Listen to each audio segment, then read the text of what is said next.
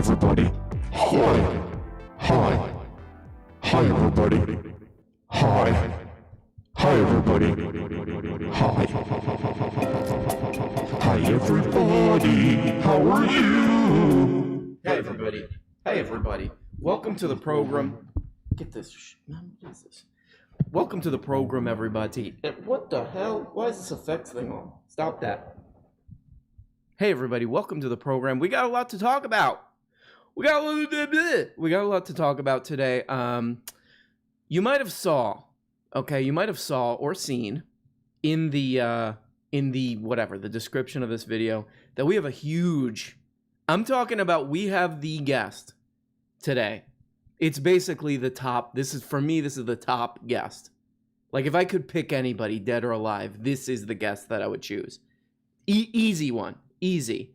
It's the young woman who called in last show on Discord, whose dad got a divorce when she was a kid, and he made her and her brothers and sisters eat on the ironing board as a table, and also when he got a new girlfriend, he left the frozen yogurt place that they were at, walked across the street with his kids, and got a tattoo of his new girlfriend with the kids there in the tattoo place. So, like I said, this is the guest. This is the guest, okay? Of all the people, right? I can't wait, guys. Can't wait. This is going to be a great show. Welcome to the program. Welcome to the program, dudes. Hey, welcome. It's going to be a good one. Got a lot of other things to talk about, of course. And look, I don't know if even that lady's going to call back in, but she said that dad is going to be on the line when she calls back in. So better be real, or you will see a severe on-stream breakdown. Okay? We're going to talk about, what's this lady's name? Ellie Kemper? I know the basics of this story, but we're going to talk about that because it's kind of interesting. All right? Right? But before we get into that, I want to talk about some sort of controversial. I'm sort of like I don't know if you guys ever watch my YouTube channel, but I'm sort of like a Eric Weinstein guy. That's not the first Weinstein that people usually compare me. Okay, that's not a funny joke. I'm kind of like a Eric Weinstein. Of the two Weinsteins, I'm kind of like an Eric or a Brett. I can't remember which is which. The biologist guy. And I have a theory. I have a new I should do like intro music for this, but I got a really sort of, you're not going to believe this theory that I have. And here it is, guys. This is pretty controversial, and I feel like I'm going to get banned for this because they don't want you to know the truth.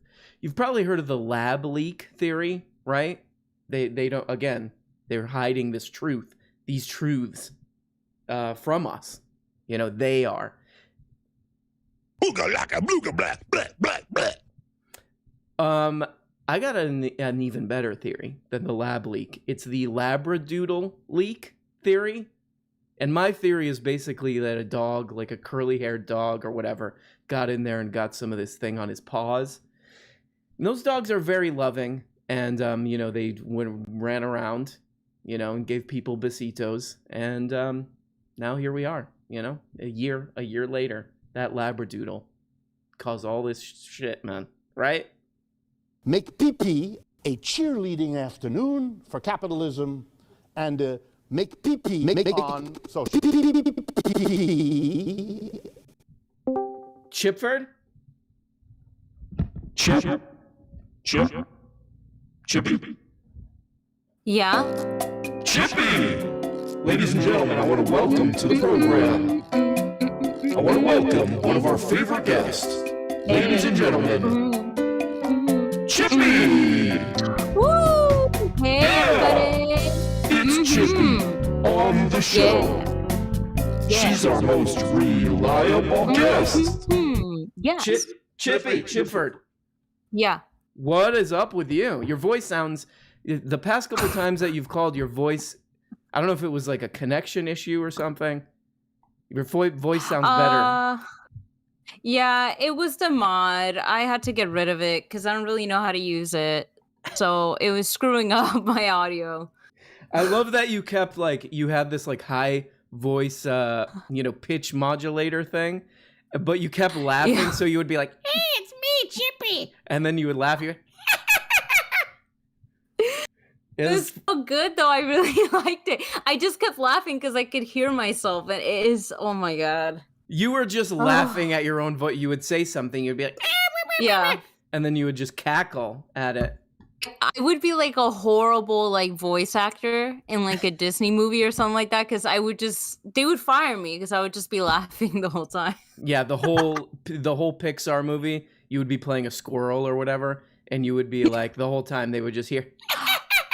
I could try to do it like hi. It doesn't sound as good anymore. It does hi when I try to do it myself.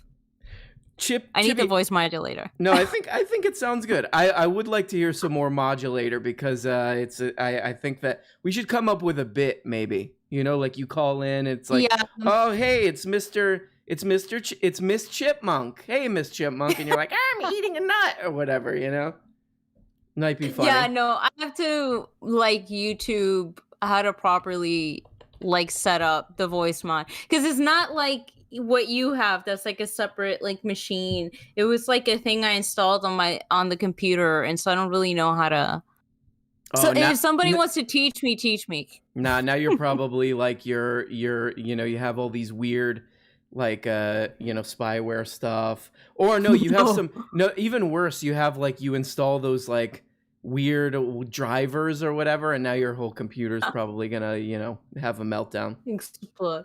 No, Chippy, I want to tell you, we moved right on from probably the best idea that this show has ever generated, which is the Pixar movie where Slavoj Žižek does the voice of a raccoon who maybe he lives in like New York City or something, or maybe he lives in Slovenia or something, but his whole thing is like he loves garbage and he's eating garbage, but he has like all these philosophies on garbage. When are we gonna get this made? I don't know, but I think I gave like a pretty good like example of what it would sound like.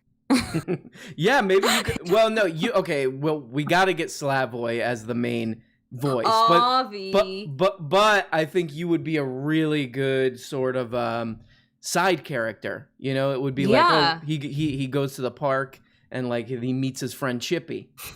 Yeah. And I could just be like the random friend. You know how like the main characters in movies always have like that friend? Yeah, that's you. It's just like she's always there. They're pointless. They're kind of useless, but they're kind of like the comic relief, right? Is that what you call it? Yeah, they're always clumsy. You would be the comic relief, but you would also be, your name would be Chippy in the movie, but you would love, like your favorite kind of garbage to eat is like leftover chip bags, like chip crumbs.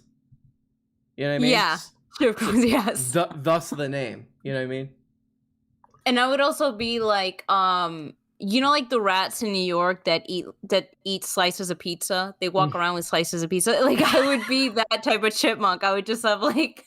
I like are there multiple rats? Like did rats see that viral video that came out like a couple of years ago, and they were like, oh, we could just get pizza slices, and now like every rat in New York City has a pizza slice. That would be really good. Yeah, and then they're like, oh God, I don't remember if it was in The Office where like Michael Scott goes to New York and he's like, my favorite slice of pizza, and it's Pizarro.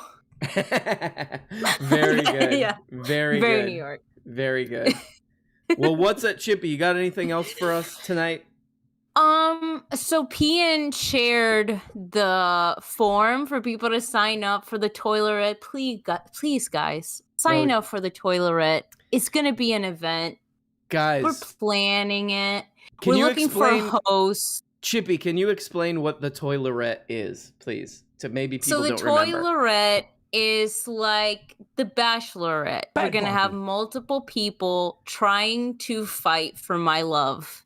And in every...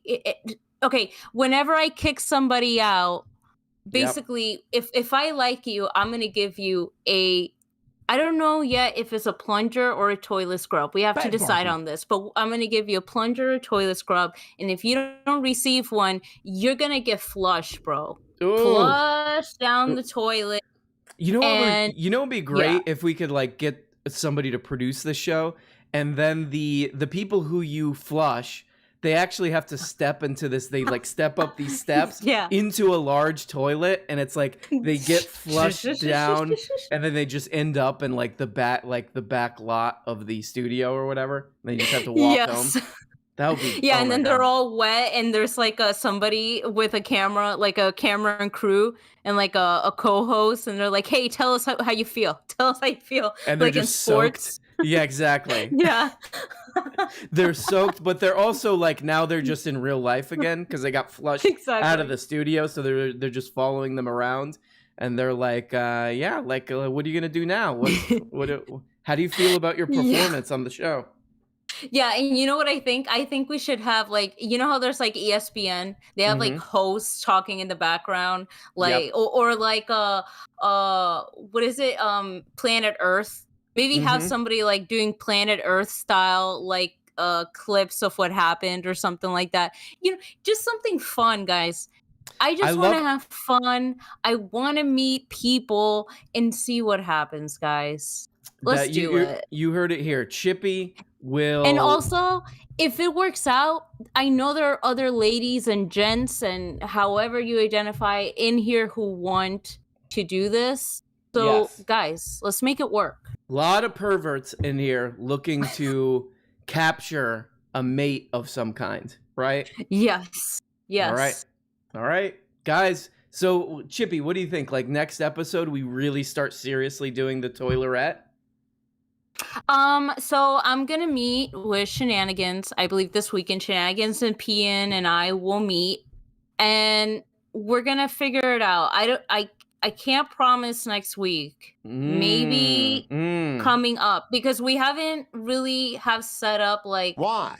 how we're gonna have like how it's gonna look. You know, we haven't decided how it's gonna look. Those are naughty thoughts. So we're gonna do that this weekend, and we will let you know, obviously, because you're gonna be the main host. All right, I love it. Maybe we should get you a co-host though. Would you be interested in a co-host? You know who would be a good co-host? Maybe is this girl's dad, the divorced dad. You know, because he's kind of been through stuff like this, the harshness of romantic life. Yes. Right. Yes. Okay, oh my God, Stevie called you Richard Ramirez Brown. I don't like that. I don't like that. Hey, he was pretty handsome, right? Wasn't he kind of handsome? No, he was not. No, he was not. Richard Ramirez, they make him hot, just like who was the other serial killer that they say he was really hot, but he wasn't? And Zac Efron played him. Ted Bundy. He was not hot. You don't think Richard? Let's look at Richard Ramirez. Hold on. This guy was not hot? No, he was hot. No. He looks like a he looks like a 70s rock star. Come on. You're not feeling this. Mean, I guess, but like Ted Bundy, what about Ted Bundy? Like Ted Bundy, I think maybe he had a cool personality, but physically he wasn't hot. I don't see it. Okay, I guys. mean, also we live in 21st century. Like attractiveness in like the 70s is different, right? I don't know. Yeah, I think that's what it is. He's kind of got a Keith Richards-y thing going on, and people aren't maybe into that as much. But guys, you heard it here. Chippy has already made it clear what kind of a guy she's looking for. Ew. I'm not going to be able to sleep. Don't show me Richard Ramirez. All right, Chippy. Thank you. We're gonna get. I want to start this next week, but it's up to you because you're the kind of the one in the hot seat, you know. Yeah, no. I'll talk to Shenanigans. She's on, so maybe you can talk to her about it. All right. And we can expedite this. All right, Chip. Bye. Bye. Man, gotta love Chip, right? Who doesn't love? Name one person who doesn't love Chip. Name them. You know what I mean? She, I think she might be wrong about Richard Ramirez, though. I would trade looks with that guy. Squid for hire. Thank you for the $1. Hey, thanks for the $1, dude. And shenanigans, thank you for the $5. This is a bribe. Don't pick me yet, please, okay? All right. I mean, it's, you know, it is what it is. I was gonna talk to you, but I guess you're too cool. Ted Bundy has a cool personality. Chippy. Yeah, Chippy kind of, I think we're getting the vibe for what kind of guy we need to set her up with. Ted Bundy type guys. How about like a Kaczynski kind of dude, right? That's a cool guy too, right? Very smart. Didn't he go to like MIT or Harvard or something? That's a good boyfriend. All right, guys. Let's talk to one of our new favorite guests, Richard Nixon, but good at football. Rick. Yellow. Hey, what up, Rick? What up, dude? Hey, dude. Hey, what's up, bro? How are you, dude? Pretty good. Pride just started. I'm an ally. I just gotta say this. Shout out to all my bitches, bros, and non-binary hoes. Woo! Happy Pride. Happy Pride, everybody. Happy Pride. From me and Richard Nixon, but good at football. Happy Pride. Happy Pride, dudes, and everybody. Are you excited? Are you gonna do anything? Well, I lived in a city that's like right now where I'm staying with my parents. It's pretty cool for Pride, but my friend that I went with, we don't hang out anymore, so I'm not going with them. What happened? What happened between you and this friend? Drama. He threw away all his friends from our school because he made like some kind of like this other niche group, and it's a whole messy thing of like the guy he liked and yada yada. It's a mess. Do they think they're cool or something? These people? Yeah, they do. And it was just kind of like, bruh. Ugh. Somebody says Ed Gein is really hot. Let's take a look. Yeah, very, very handsome. We need someone with who is that other famous? They made that Tarantino movie about his group. Marilyn Manson? Is that Marilyn Manson? Charles Manson? Yeah, but Charles. I was trying to do the year thing where you get the name wrong, but you trying to talk about Charles right now? Yes. Okay, yeah. That famous serial killer Marilyn Manson was pretty good. And his did you like that movie? What did you think of that movie? I know we're a little bit behind. The Tarantino one? Yeah. I actually liked it a lot. It's one of the ones where it was like, oh, it had a positive ending for Tarantino, because like some of the other ones just kind of like at the end, you know? Right. Like I didn't like the Hateful Eight. Hateful Eight has that was a very just everybody killing each other, you know? Yeah. When I go to see one of those this one was a lot more like cathartic. I like to, you know, I expect when I go to see a Tarantino movie to see sort of like a, you know, a little bit of romance and some jokes, and then that's it, you know? So you can't forget the feet though. He would like that one was the most egregious, like Tarantino feet gang. What did he do with the feet again? What's her name? Sharon Tate? Is that the lady that got murdered? Yeah. There's a whole 5-minute scene where like she puts her feet up and it just gets right up in there. In the movie theater. Yeah. Oh boy. And by the way, I posted in Reddit. I don't know how Tarantino keeps coming up, but I posted in the Reddit the now like impossible to find. Somebody said it's on Vimeo, but I put the audio for the Quentin Tarantino sketch from the 90s on SNL where he's with Spike Lee and Gus Van Sant and I can't remember who else, some other director. And the whole time he's just talking about the only reason he made Pulp Fiction is so he could hit on Uma Thurman. And it's a bizarre sketch. And I don't think they do it nowadays. You know, I don't think they would get away with that. But go and watch it. I feel like they could, but it'd have to be like certain parts of the cast doing it, you know? Is that a known thing? Is he like a foot pervert of some kind? Oh, like almost every movie he has is like just ew, feet. I was a little bit, honestly, with that part from Once Upon a Time in Hollywood or whatever that thing's called. That scene, I was just like, okay, like does this need to go on and on? Like, let's wrap this up. Let's wrap this up, Quint. You know? All right. Anyway. Quint's just getting the camera right up in there himself. He's like, yeah. Margot looked amazing as Tate. Well, yeah. I don't know. I find Margot Robbie. Let's be honest. Let's just keep it real. She's ugly, right? She's disgusting. It depends on the role. I don't know. I didn't like her in what were those movies? Suicide Squad. I didn't like those, but that's just because those movies suck. I don't know. I thought she looked a lot like Sharon Tate in the same kind of way that like who played Selena again? That's J-Lo. J-Lo. I was gonna say Angelina Jolie, but I was like, that's the wrong '90s actress. That would be. You remember when everybody was pissed off because of Scarlett Johansson played Ghost in the Shell? People were like, "Oh, Yeah. nice whitewash there," which is true, which is pretty true. That would be Angelina Jolie as Selena would be like a little bit too far. Yeah. Like they were pushing it with J-Lo as is, but I mean, she looks like her and she sings like her. So I mean, it's kind of like as close as we get. No one's like Selena, you know? Exactly. Well, Richard Nixon, but good at football. Is there anything else you would like to share with us or tell us tonight on the program?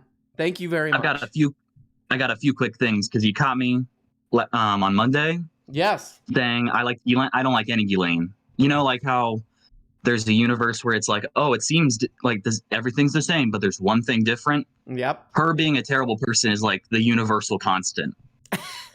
So Ghislaine's bad in because the last time when I talked to you, you said that you live in sort of this alternate reality where Ghislaine is like the prime minister or something. Oh yeah, she's dictator for life of the U.S. after her pedo party won. Oh boy, the pedo party. Yeah, they call themselves the MAPS, and it's like supposed to be some acronym, but it's like pretty obvious. Let's be honest. If the pedo party ran in the United States, they'd probably do pretty well, right? It'd be the most bipartisan you get with Congress. It really would be. It would have like across the board support from like Democrats and Republicans, right? Yeah. All right.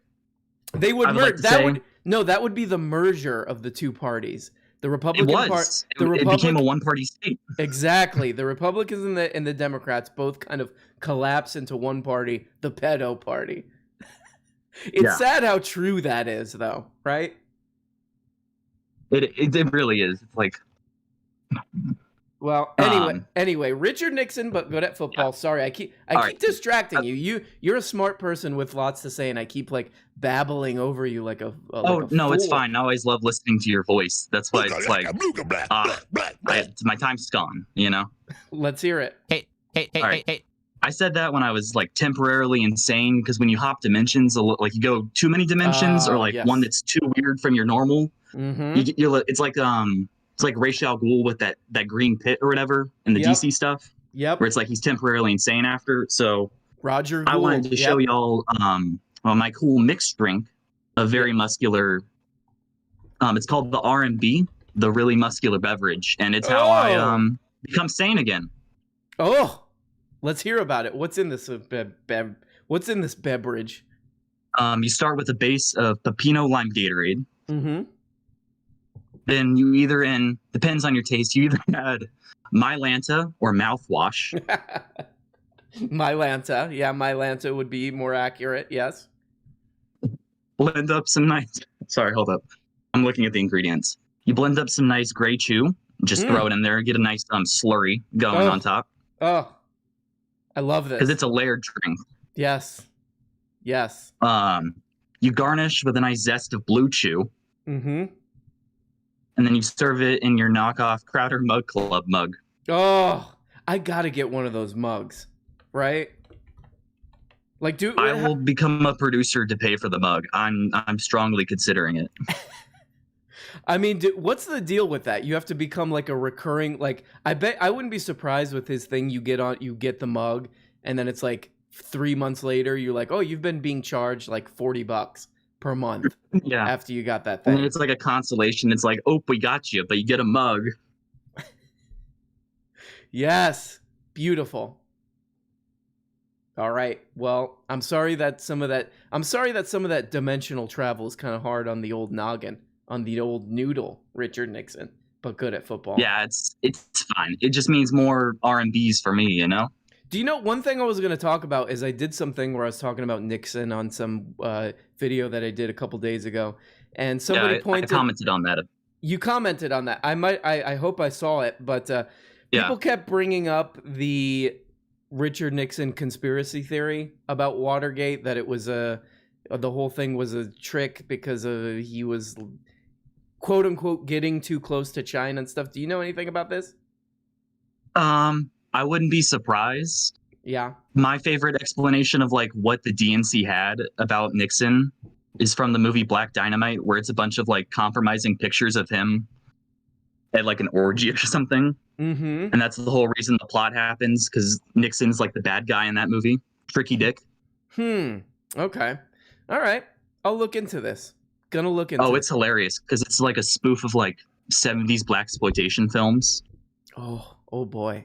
And like they play a lot of homage to that stuff. Odie Vera in Twitter, in Twitch. Okay, I'm 1,000 years old. Says 70. Sounds like you need an R&B. Says $70 for a mug, one of those Crowder mugs. 100, oh my god. 100 if you're not a veteran or student. If that's true, then I'm definitely gonna get one. Got to get one because I do want to support that show. Like that's the thing. Yeah. He has the courage to say things that all of us are too scared to say. I mean, I'm a student and my dad's a veteran, so I could probably like get one of those for the muscular class and then send it to you. Yes. What if we printed up our own Crowder mugs? You know? Yeah, but we have to get like as close as possible without crossing that threshold, you know? Yes, exactly. All right, I'm going to think of this. I'm going to think about this. Okay. I'm going to think about my this. last thing It'll is it'll have a picture of that kid. Remember that debate he did where that kid just totally made a fool out of him, even though Crowder's that whole thing, that became a meme, the change my mind thing is a carnival trick. Yeah. There's some kid, some little college kid still like made an absolute fool out of him at one of those things. Do you remember that? I try to avoid watching Crowder as much as possible, but I'm not surprised. I mean, he makes a fool out of himself every day, so. It's literally like setting up a situation where you basically can't lose, you know, so you could clip it out and put it on YouTube, and he still failed at it. Lost. Like, yeah, it's pretty profound. You gotta love it. Yeah. All right. Last thing. This is just a question for you. Mm-hmm. Because it's Pride Month, we gotta talk about pronouns a bit, but I want to talk about bronouns. You know, I like this. Names you give for your friend. Oh, would you consider chap to be a gender-neutral pronoun? I'll take my answer off the air. Chap? Was it chap? Yeah, definitely. Good chap right there. That's what we need. It needs to be sort of more, or at least I need to kind of, because I did that video with about thought slime, and they made it was made aware to me that thought slime goes by they, and I did not know that. So in the beginning of the video, I'm like, this guy right here, this man guy, him, over and over, like weirdly so. And people are like, hey, thought slime goes by they. And so I apologize. And I will be punching myself in the face on this stream repeatedly to punish myself. Thank you. Hey, why? You're welcome. Guys, another thing we need to talk about is these goddamn UFOs, okay? I've had it with these goddamn aliens. Let's see what's going on with these UFOs. UFOs are about to make their way to the US Senate. Here's what to know from NBC News, where I get all my news, okay? Decades after flying saucers first captured Americans' imaginations, Navy videos that defy explanation have sparked legitimate inquiries, some of them from senators. Oh boy. Could you imagine, like, dealing with, like, the US Senate right now as an alien? You're like, hey, can we trade intelligence? and then like Marco Rubio or one of these idiots walks up and the alien's like, well, we gotta go. And then you hear their UFO just pulling out of the parking lot, like, just hear them take off to another planet. U.S. intelligence agencies are expected to deliver a report on unidentified aerial phenomena. I don't know, like, whatever. None of those things look very convincing. They're probably drones, right? Drones or a smudge on their cameras. A lot of them look like camera smudges. 2 former Navy pilots. If I were a Navy pilot too, I would definitely lie about this. To like sell a book or something. Yeah, we saw lots of stuff. An alien grabbed me in the tuchus. This is my story. Touched by an alien. For, New York Times bestseller list immediately. Buddy, please. Buddy, are you there? Buddy, please fix your audio. Buddy, unmute yourself. Buddy, can you please unmute? Sorry. Yes. God. Oh, buddy, what is this? Oh, I'm sorry, dude. I'm a robot. Hold on. Let me turn that off. All right. Hey, what's up? Hey, what's up, bud? Not a whole lot. I'm just hanging out. All right. Just tuning in. All right. I love it. What's your problem tonight? That's one. What's your problem? Honestly, I'm hurting a little bit. I got some chest pains going on. My nose is a little runny. I'm a little concerned. I was just kidding, but you do have a problem. Your chest hurts.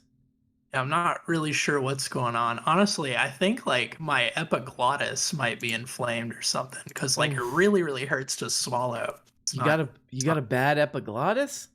Yeah, my little flap's not working too well. He's hanging in there though. He's trying. Oh, you're gonna get that epiglottis looked at, examined? Yeah, I'll get somebody to like. I don't know what they'll do to it, but maybe they'll fix it. Gonna go sit on some of that crunchy, loud paper in the doctor's office. They'll shine a light down there. Yes. He'll flick the epiglottis, like flick at it. He's like, man, I don't know what that is. Yeah. He'll hit it with the funny little rubber hammer. It'll bounce back at him. Wait a second, doctor. Isn't that supposed to be for the knee? He's like, I don't know. Who's to say? I feel like it can be an epiglottis hammer if I want it to be. He's just hitting things with the hammer that have no business. Oh Lord, he's gonna play a xylophone like with my ribs next. I can't wait. It's gonna be cool. Then you look at his like degrees on the wall, how doctors hang up those degrees, and it's clearly like printed from like like it was just recently printed from his like crappy printer. You know what I mean? It's clearly legit, like, clearly made out of crayon. Mm-hmm. It has those like stock image watermarks all over it. Like he didn't even buy the image of a like diploma, It's not even his name. It's another doctor's name. They just scanned it from the stock image site. Exactly. Oh my gosh. Well, buddy, so are you going to be okay with, or is this epiglottis going to have to be removed, do you think? I would really hope they wouldn't take that out, because I would hate to be eating like a burger or something and just have a little piece fall into my lung. That wouldn't be very bueno. Well, you better stop with the attitude, or that thing's coming out. You know what I mean? I need to. You're asking for it. Down my epiglottis. Oh, I'm asking for it. What am I getting? No, nothing. You sound like a good guy. Oh. Or a good, or a good them. A good them. Sorry, I don't want to. No, you're good, dude. I don't want to thought Anything's slime. Fine. All right. I don't want to get another thought slime situation going on here. Oh no, you're good. I appreciate the concern though. That's cool. Well, what else you got for us, buddy? What's happening? I want to talk a little bit about your thought slime video. Wait a second. Somebody says in the chat, Matthias says that he mentioned Gallagher. Like there is a guy hitting everything with a hammer already. A Gallagher. Oh, yeah. My hair has been compared to Gallagher's a few times, and I like to wear this little flat cap every now and then, and my dad will make fun of me. He'll call me Gallagher. You got those Gallagher? You got that Gallagher hair? Yeah, it's really wavy and long. My grandparents, my grandma actually might be watching. Hi, Grandma, I love you. Hi. Momo. Hi. She Yeah, hi. I she say hi to you too. sorry, I totally got my grandma to watch the show, dude. Does she like it? Do grandmas like this? She might, dude. She's pretty based. She has some pretty solid political opinions. She's a Damn. cool Damn. lady. Based grandma. I love this. Yeah, but they really want me to remove it from my head. They have asked me many times to cut it, but I mean, I don't know. I'm just No not. way. I'm not feeling it. No way. You got to not- keep this homage to the great Gallagher. Oh yeah. Do you remember that Mark Maron interview with Gallagher where Gallagher gets upset and he leaves the room where they do it, and Mark Maron goes, "Come on, Gallagher. Come on, Gallagher." I haven't seen that, but it sounds fantastic. I'll have to look that up after this. Gallagher walks out, and I think like Mark Maron, he knew it was going to be a funny audio clip. Goes, it might be the second best to Lock the Gates. Here, come on, Gallagher. Come on, Gallagher. Oh my gosh. It's my favorite. So almost as good as Bad Barbie. Oh my god. I don't know if anybody can top that. Bad Barbie. Bad Barbie. That's like the one thing that Tucker Carlson has uttered that I appreciate. Well, But- but buddy, do you got anything else for us, or are you getting the flusheroo? I am getting yeah, dude, flush me. I'm a little turd. Get me out of this toilet. Love you, bud. I- Oh, I put him in the wrong area. There we go.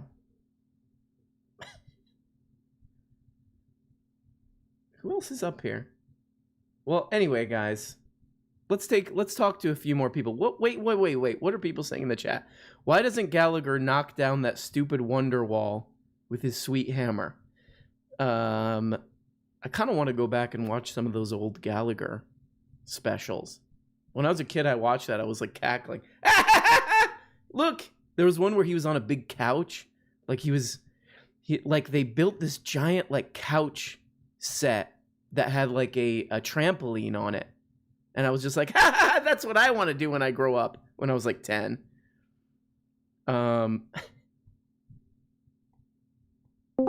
Fisher.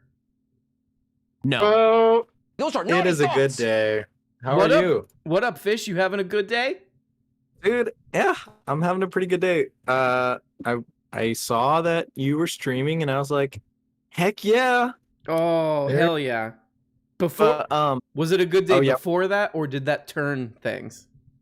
It was okay. I mean, I had a test, but I mean, it was on Amazon and Jeff Bezos. We watched this huge Amazon documentary and we kind of did like a comprehension of economics through watching this Amazon documentary. It was cool.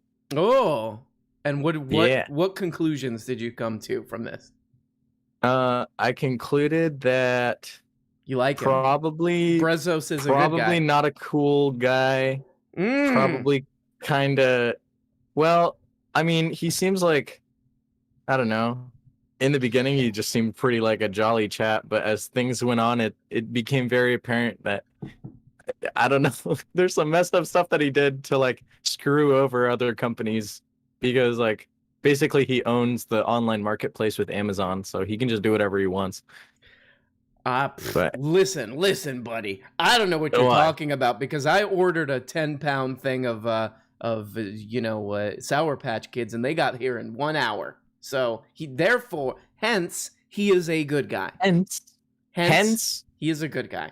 Okay? Yeah.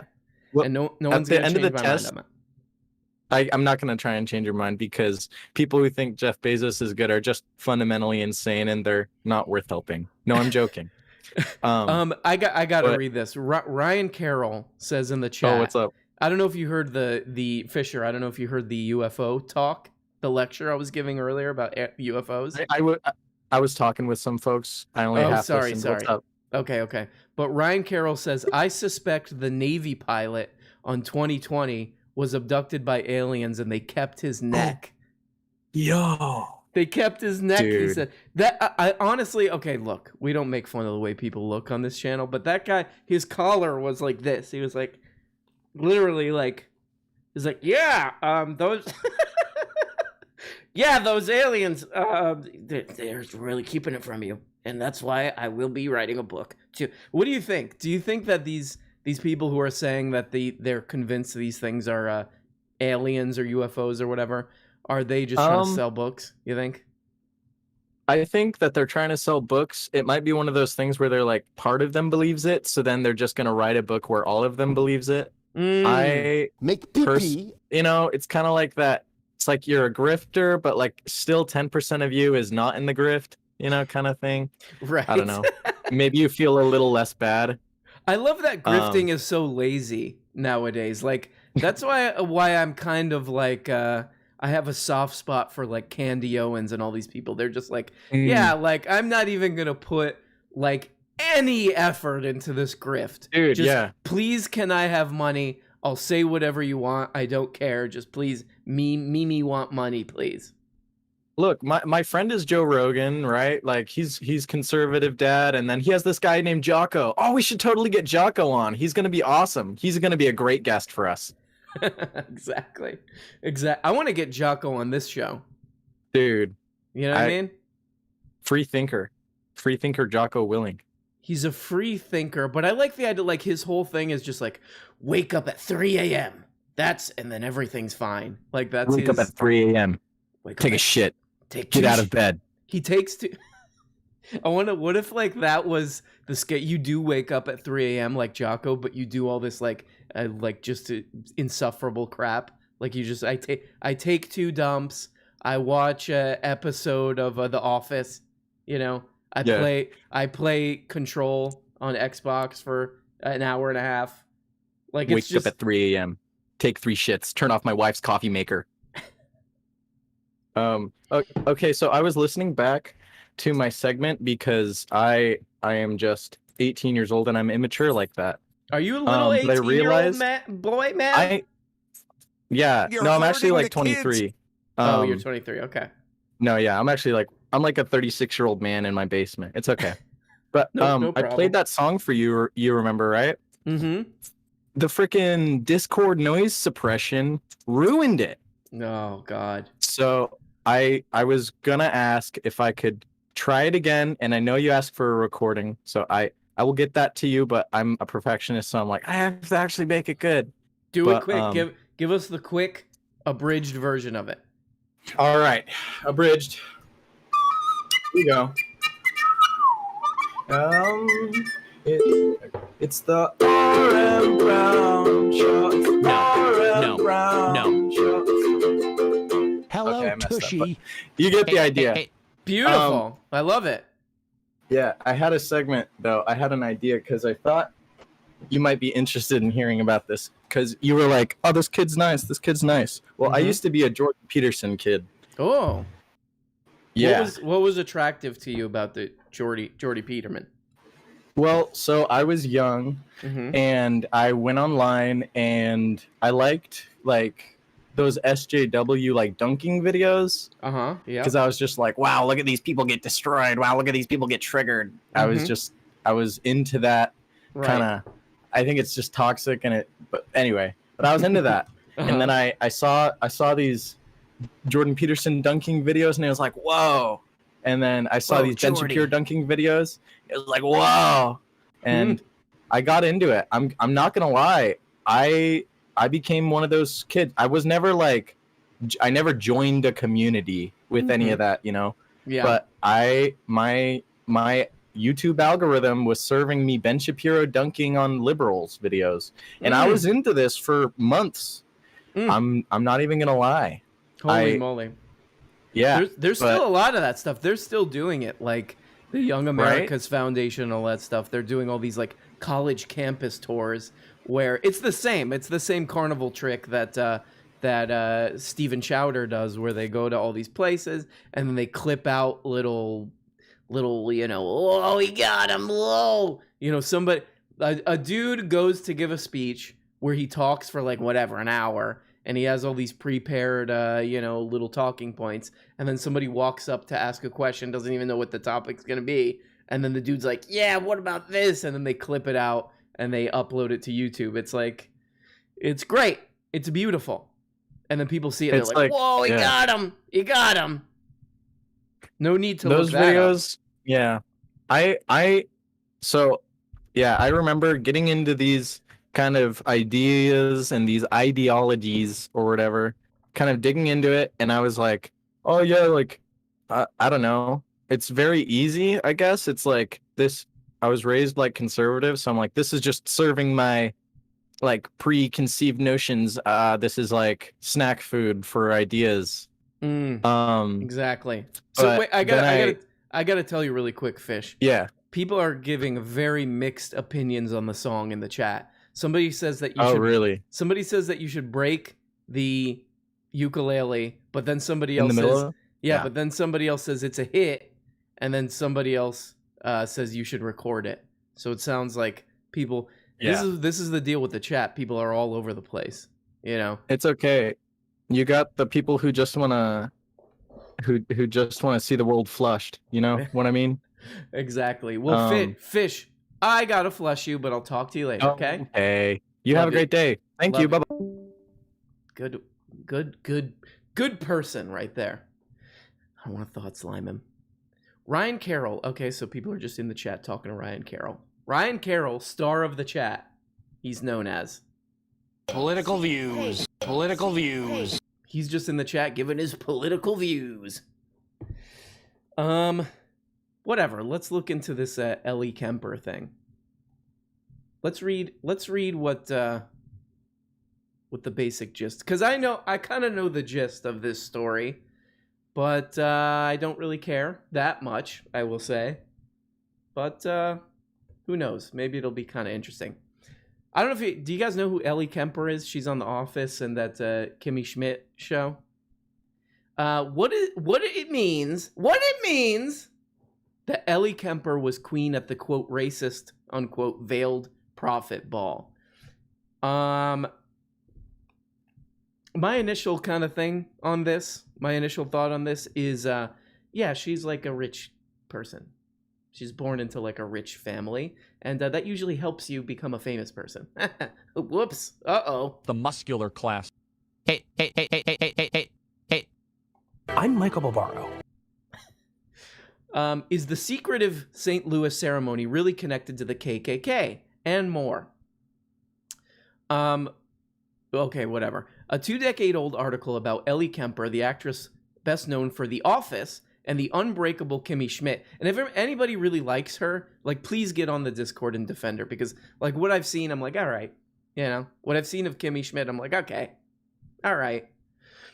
Went viral this week, and for those of us not deeply immersed in the history of Kemper's native town of St. Louis, Missouri, the story could seem both deeply weird and more than a little confusing. In 1999, it turns out the then 19-year-old Princeton sophomore was dubbed the Queen of Love and Beauty at the Veiled Prophet Ball. So this little organization that they set up is called the Veiled Prophet.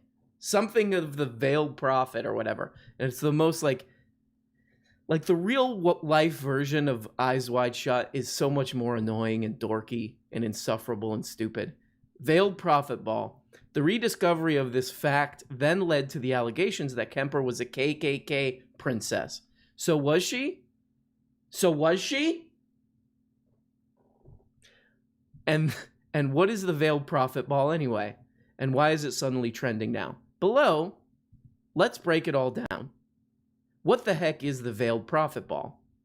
It's an annual debutante ball in St. Louis with some strange blah, blah, blah, blah, blah. Okay, I'll give you the basic thing of what this Veiled Prophet thing is. It's basically like a labor destroying, it's a bunch of like rich guys. You know, they basically crushed these like strikers, people who were striking, you know, workers and all this stuff. And then they like threw a party to celebrate that. Or really, you know, I've read a little bit about this also to kind of intimidate people from striking again. So she's kind of like a descendant of that. And then, like, I don't know really what the KKK connection is. That part I'm a little unclear on. It's not a KKK thing. But as with so much in America, that doesn't mean that the Veiled Prophet organization doesn't have its own racist history. The order was an exclusive and then exclusionary bunch that nonetheless found fans in St. Louis for its fancy parties. According to St. Louis Cultural Resources Office, the Mystic Order, blah, blah, blah. Why would you ask the fucking resource office? Look at this. Is this them? Unbelievable. I mean, it is, to me, what I read about this does seem like a racist organization, but that's what you got. She was like the belle of the debutante ball, and people are like, oh, she's part of this racist organization, and da-da. No, this is what you get, kind of, with, people this famous. They tend to be like the kids of, rich people. Rich weirdos. Rich perverts. Anyway. We'll come back to this, because I kind of want to know more of the details. Ellie Kemper was in Derek Comedy? I don't remember that. But yeah, that's the vibe I get, is basically there's this organization that, they don't just, it's probably not just racist, even though it is racist, but it's more just like crushing people who were striking for like better work conditions and all that crap. And they, now they're doing this stuff. And, she's the kid of one of these people. So there you go. Goose, are you there? I am, and I'm with someone special today. Goose! This is the guest. This is a special, this is the biggest show I think we'll ever have. I might not He's the special guest from the title? He's the special guest. He is the guest in the title, yes. Yes. Goose, are you arguing with your dad right now? No, he's on okay, I have to have him on the phone because it's very difficult for, he couldn't figure out how to use Discord. Oh, Can you hear him? Get him to say something. He's saying something right now. You can't hear him? Oh, God. No. Okay, wait. This is difficult. You better put him on speaker. He is on speaker. Oh, God. Wait a second. This is difficult. I wish I could get... No, I can't. Wait. This might be the perfect way that this interview plays out, is that the dad who had his kids eat on an ironing board instead of a dinner table also can't actually get on Discord. I like this. Perfect. I figured out a solution. My boyfriend just handed me a microphone. All right, let's hear it. Plugging it in right now. So I can put him directly into the microphone and then... Hello. Okay, wait. Hello, Goose's dad. Are you there? I'm changing the audio to it. Hello, Goose. Video. Goose's dad. Oh, God, now I hear myself. Hello. Goose, figure it out. Bye, Goose. Oh, my God. Oh, my God. Goose, figure it out, okay? It's an annual debutante ball in St. Louis with some very strange traditions and a history that's spotty at best. As at most debutante balls, young women are invited to show off to and be honored by their community. Something weird about that. Look at me. Look at me. I'm a lady. Unlike at most debutante balls, the winner is decided by a hosting organization. Blah, blah, blah, blah. The group, which has since rebranded as the Veiled Prophet Organization, most annoying dork name in history, was started by St. Louis community leaders, quote unquote. In other words, a bunch of rich idiots who like to, like to be strike breakers and all this crap. Community leaders who sought to bring more parties to the locals. These included pageants like the ball, which first began crowning its teenage queens in 1878. The ball is come on. This sounds really fun. The ball is presided over by the titular veiled prophet whose face and identity are concealed. These guys sound like supervillains. Is this a KKK thing, like some people are saying? It's not a KKK thing. But as with so much of America, we already read this part. Why are people connecting the Veiled Prophet organization with the KKK? It seems to be a combination of the group's actual racist history, its status as a secretive society, and the fact that members have been depicted as, well, wearing white sheets and pointy hats.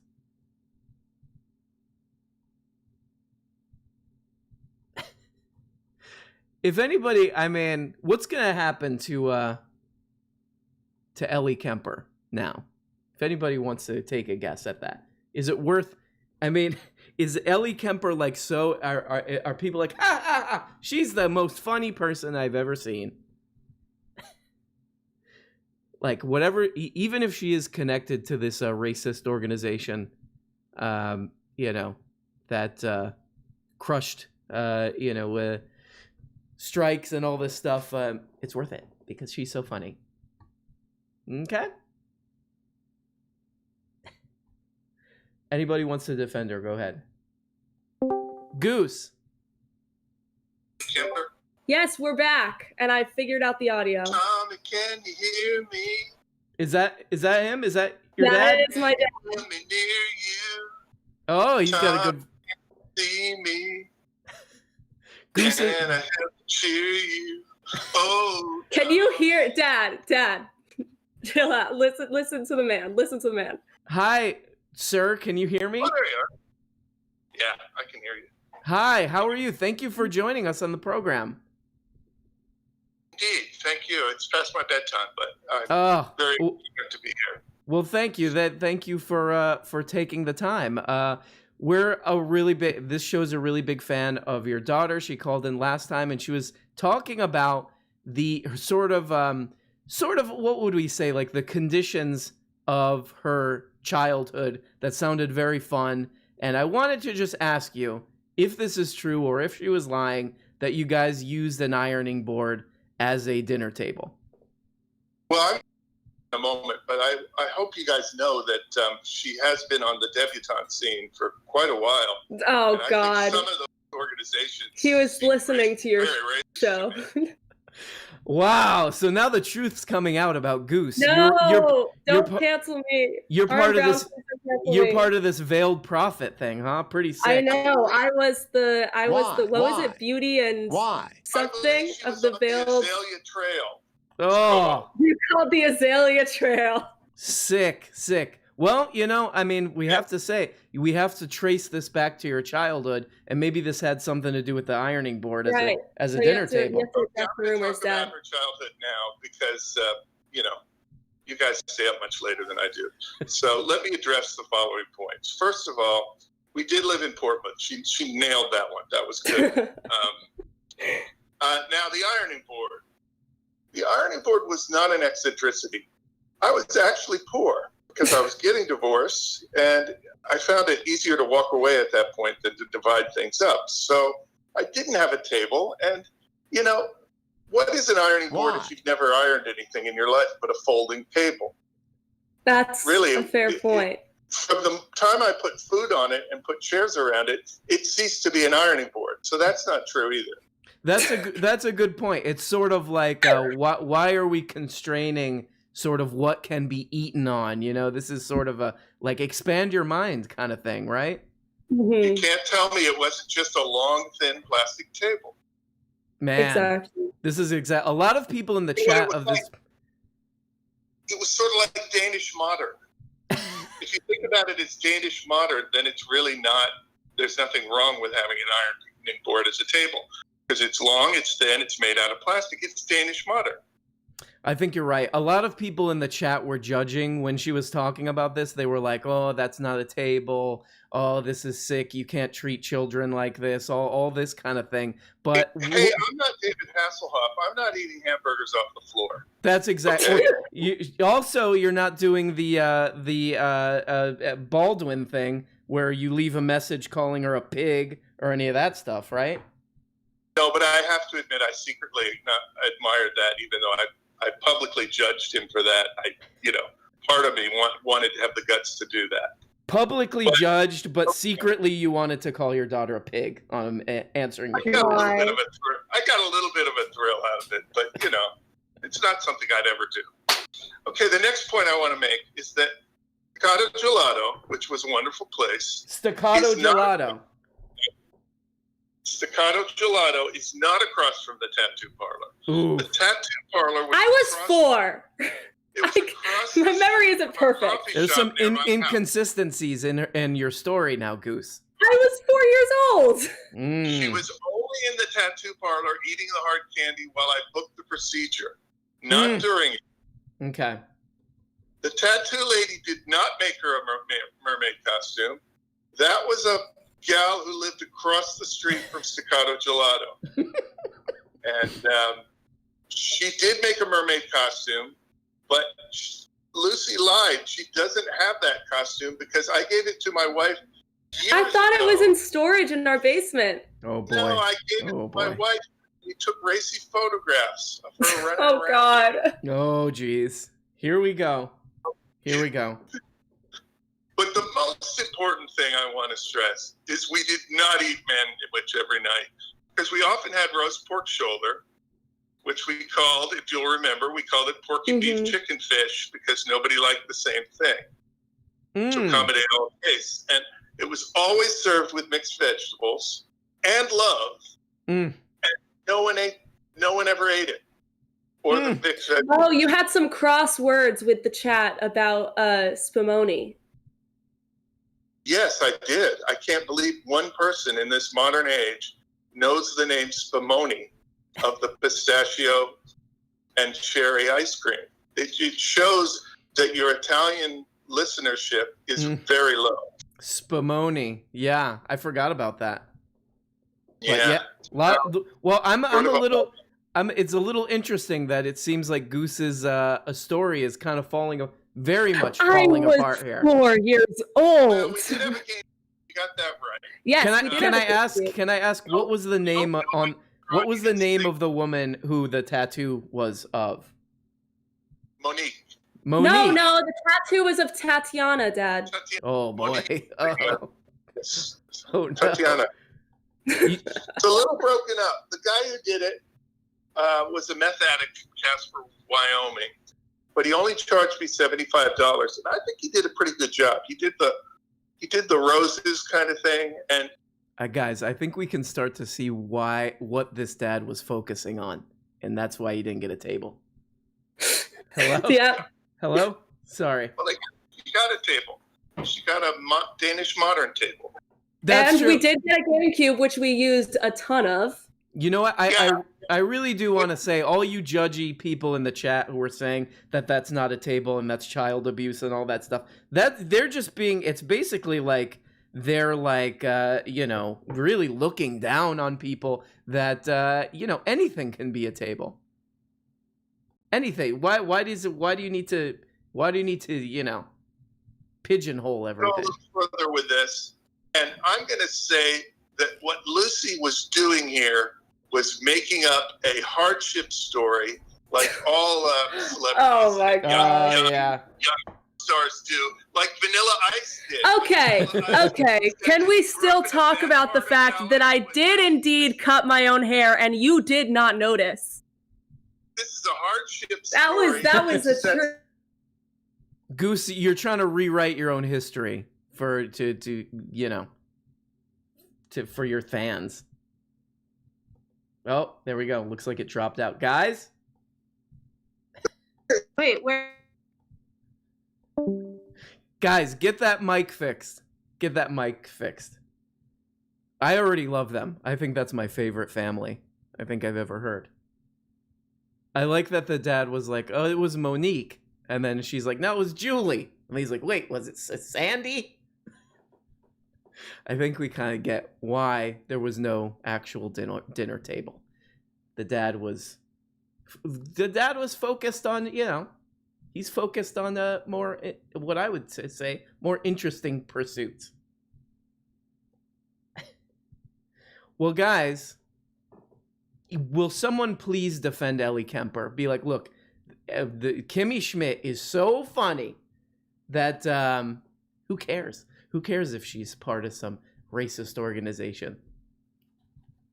Still worth it. I'm still watching those shows.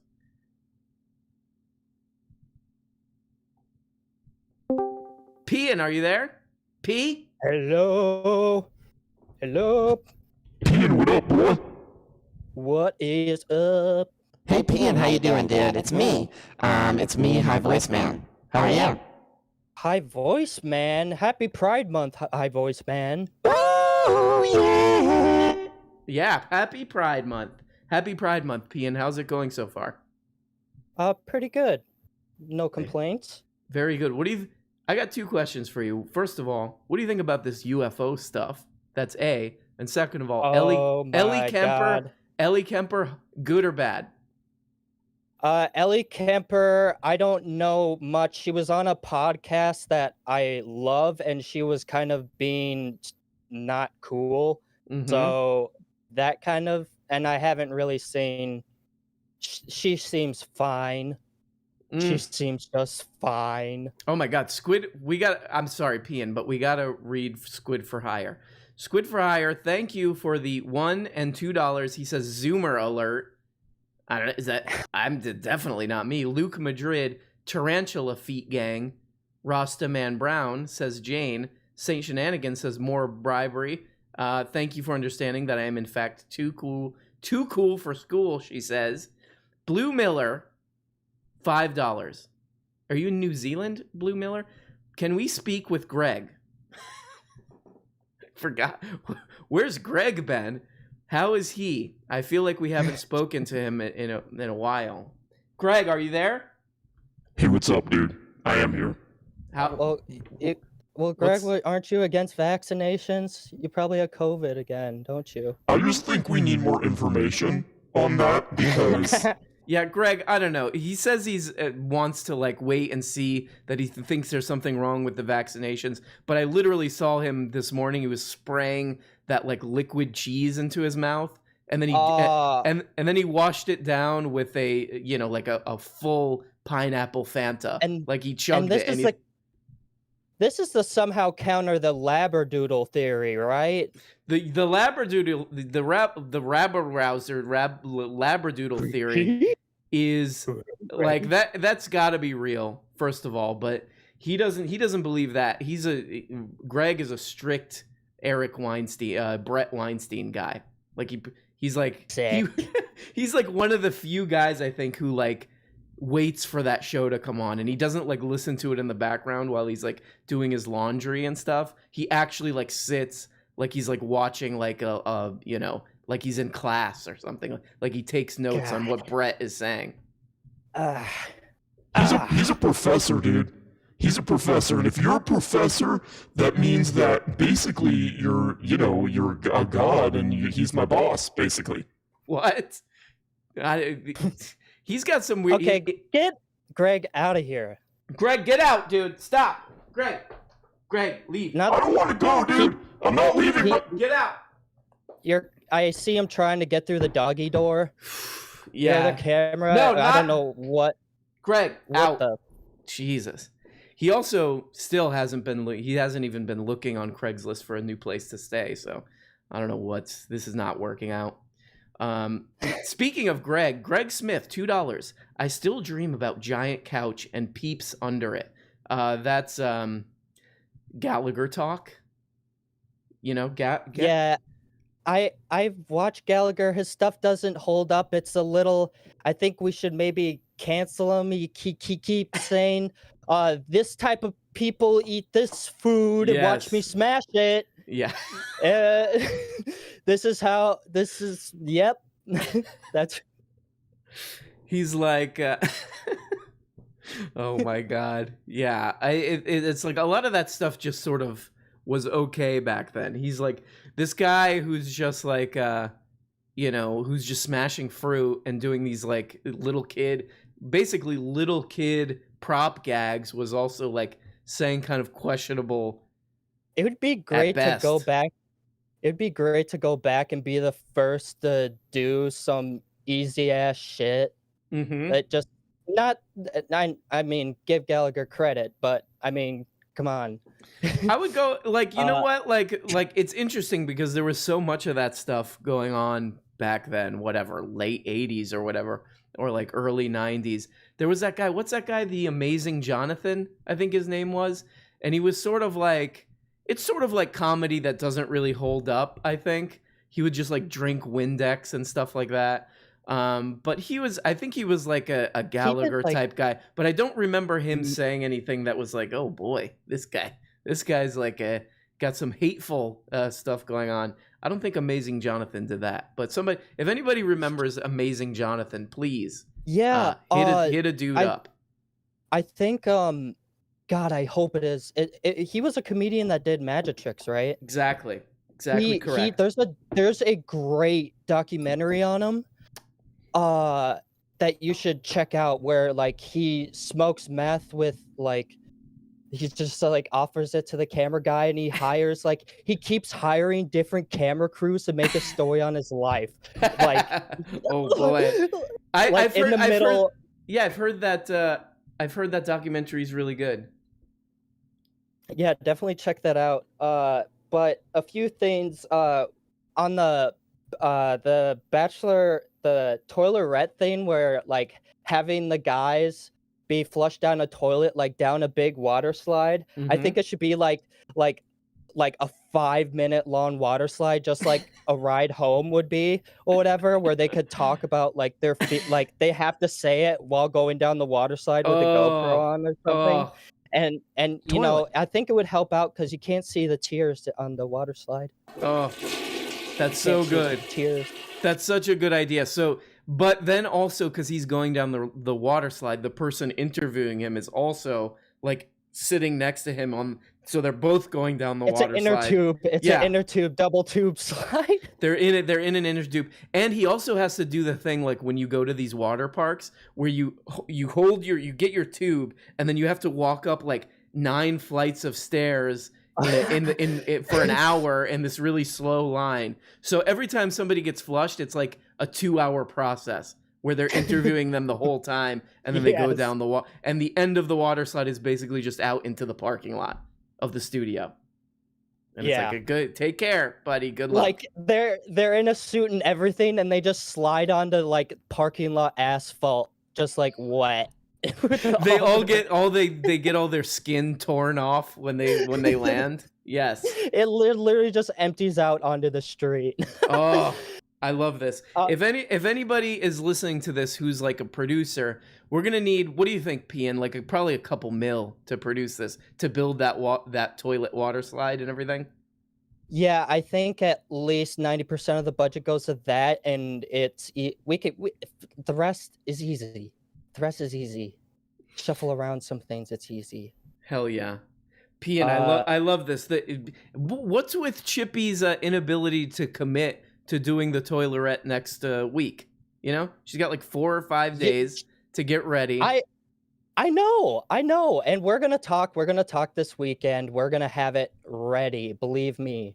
Pian, will have it ready. Can we also include like, how about this? Okay. We'll do all this toilerette stuff, and then the winner, I'll pay if I have to for them to fly to go like, and then we'll record Chippy and this person actually like going on a date. What do you think? Oh my God, we can incorporate the GoPros into that and live stream like both the reactions, split screen, have chat up, encouraging them. All that. They can both have like multiple GoPros attached to a head, a GoPro on a helmet, and then like a body GoPro, like a body cam. Like headgear for braces, but it's just like 6 cameras. Exactly. One with like the big like arm, like the bendable arm, like hanging off, so you get a top down shot, and then there's another one on the helmet that's just like a straight forward shot. Like I think we got to do this. This is going to be very expensive, but I'll dig up somebody to produce this thing. Yeah. And to move on to UFOs and stuff, I'll get to moving the UFO thing. Moving right on, huh? Fine. I'm I'm just kidding. I'm just kidding. No, I do want to hear. I do want to hear your UFO take.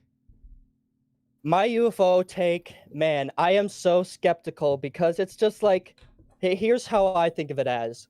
Go, if you have bad vision, go to a zoo, take your glasses off, and I'll bet you'll find a Loch Ness Monster or a Bigfoot. You know, we just don't have the right glasses on yet. You know, of course we have unidentified things, like science is about discovering, I don't know. I'm skeptical, you know, I'm not like buying bunker meals and stuff quite yet. Listen, I gotta tell you this first, Pian. Squid for Hire says that you're the best caller. Aww. And then, thank you. And then Greg Smith says, how do I approach my wife about a golden shower? Oh, okay. How do I approach my wife about a golden shower? What do you think, Introduce her. I would start off with a silver shower or bronze first. Is a bronze shower? Is that like? Oh no! I think about what a bronze shower. I think a bronze shower would be after a golden shower, right? That's like you got to step up to that. Yeah. I didn't mean to invent something new here. Listen, Greg Smith. How do I? Oh no, this is what Pian. You actually said the right thing. How do I approach my wife about a golden shower? You ask for a bronze shower, and then she says, "Greg, you're disgusting. I want a divorce." And then you say, "No. Oh, sorry, I said bronze. I meant golden." And then so it's like the expectation has been set so high that then when you say golden, she's like, "Okay, I still want a divorce, but maybe I'll think about it." Right? Let me sleep on it. Well, Pian, we got to get together. We're all going to get together. We're going to make this toilerette thing really serious. And I think at very least, we can come up with this sort of sketches of what this water slide would be like, and we can put that on the screen. You know what I mean? Yeah, and I can't believe Goose's dad went full on Ted Cruz and threw his daughter under the bus. That was pretty epic. Let's be real. That guy, he's probably the best guest we'll ever have on this thing, right? I think so. I think you should just. I think you got to end it on a high note. Yeah. Yep. That's it. There's no more live shows. All downhill from here. All right. Pian, go ahead. What were we gonna say? One quick thing. Maybe instead of the Mug Club, the Mud MUD Club. Ooh, the Mud. Hold the on. Mud Let me write R.M. Brown's Mud Club. Mud Club. Okay. Mud Club. R.M. Brown's Mud Club. R.M. Brown's the Mud Club, and then you become a member or whatever. You just get mailed a FedEx box with just dirt and mud in it. You open it up, and you're like, "Why did I pay for this? This is a real letdown." And then you hold it in your hands, and you're just like, "This is why I paid for this." You put it on your face. Remember, like Miss Lippy in Billy Madison. All the kids leave and she puts glue on her face. You do that with the mud. All right, Pian.